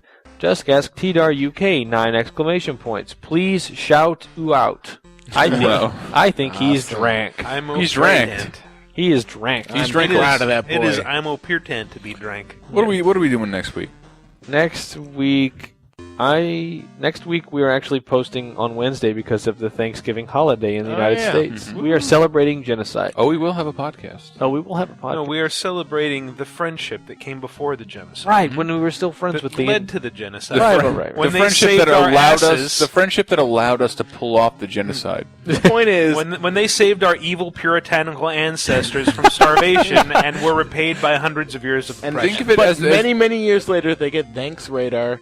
And it's all worthwhile. Oh, white people. Think of it as when we're shaking their hand and they're defenseless, and our friend comes and stabs them in the back. It's one of the worst historical accounts of all time, and we celebrate it every year. By the way, I really want to make a bigger dig this year for the Navajo community. Like, I really think Games Radar should be bigger there. Right. More of a presence. Well, as like 1/19th Cherokee, I disagree. On the reservations. Next week, I think, actually, because of my new executive predator role, I'm doing a lot of meetings. Ick. That's why I have meetings with no more than 4 or 5 people at a time. And those meetings are some of the highlights of the month. I love our features meetings. Oh, our feature meetings are great. Yeah. So they're buffoonery in a can. Which I'll sort of like TalkRadar condensed into an hour. Yeah, and basically. talking about work. Which I will be having next week. So all you fucks will be in a features meeting next week. I pitched balls loads of shit this month. I have I'm to okay. come up with ideas now. Because we will have a podcast next week, and all I'm saying next week, game deals, look the fuck out. Look the fuck out. Look the fuck out. Yeah, and or take my advice and just bunker down in your house. Don't leave. Take Michael's advice. Do what I say. You'll save even more money than if you go out on Black Friday. It is true. I don't think anybody here has anything posting next Yeah, week. I'm actually not posting anything at all next week. I'm posting cheats on Cheat Planet. Have fun with that, you bitches. No. And stop submitting me things that just say cock or penis or are blank. Yeah, those go to a real person. Don't cheat the cheats. Don't cheat the cheats. We Stop. will. You know what? Actually, everyone, stop submitting If anything my, to if my Cheat dad Planet. told me anything I will in the not world, approve it. there's no such thing as free cock. It is if you hold select and then push the cock. That's right. Yeah, no, I just got one today that said, like, somehow my mom was going to unlock a secret gun in Assassin's Creed by Right. fucking her in her butt. That's true. No, that's not... No, don't encourage this. No, Well, the thing is, I think this read is- that on Cheat Planet. This is just done by endless, like, 12-year-olds who are like, thinking it's like, I'm going to type this in and then it's going to get posted like a comment. And then somebody has to read it. What are we doing this week? And I got to piss. We're running long. That's it. fascinating, Chris. That's it. I've got 2 different Assassin's Creed guides that should be up by the time you hear this. So if you've got the game and you need help with glyphs or feathers Glyphs, or treasures, feathers, baby. puzzle solutions, go for it. I've got a thing on the 5 years of the Nintendo DS, kind of looking back. I have turned my forefinger and thumb into a claw grip, and I have it wrapped around my urethra Right. to keep myself from pissing on the floor where the money is decided. Taking us out. Taking us out, baby. Taking us David out Wise. David Wise. A very important remix of Wizards and Warriors, which is a soundtrack that David Wise, who we've mentioned over and over again. Love that man. Taking us out is the remix is by Bazooey in an interesting point, given that it's Banjo Kazooie. Get it? Music also published by Rare. That's really funny.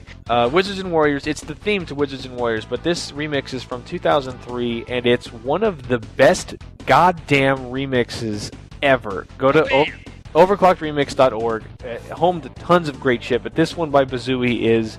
It sounds like a legitimate badass club song, and it just to like me. This, our art team turned up when we were listening to the music to figure out what we were gonna do, and the art team. What the fuck is? What did you say? What is this? Why is it so awesome? Yes, the art team who's super like picky about their music and kind of. Let's be honest, hates everything you like. Yeah, pretty much. And then here's this, and just like yells, "What is this? And why is it so awesome?" I'm like, and like everyone in the room wanted a link, and we tweeted it, which you should follow Twitter if you don't.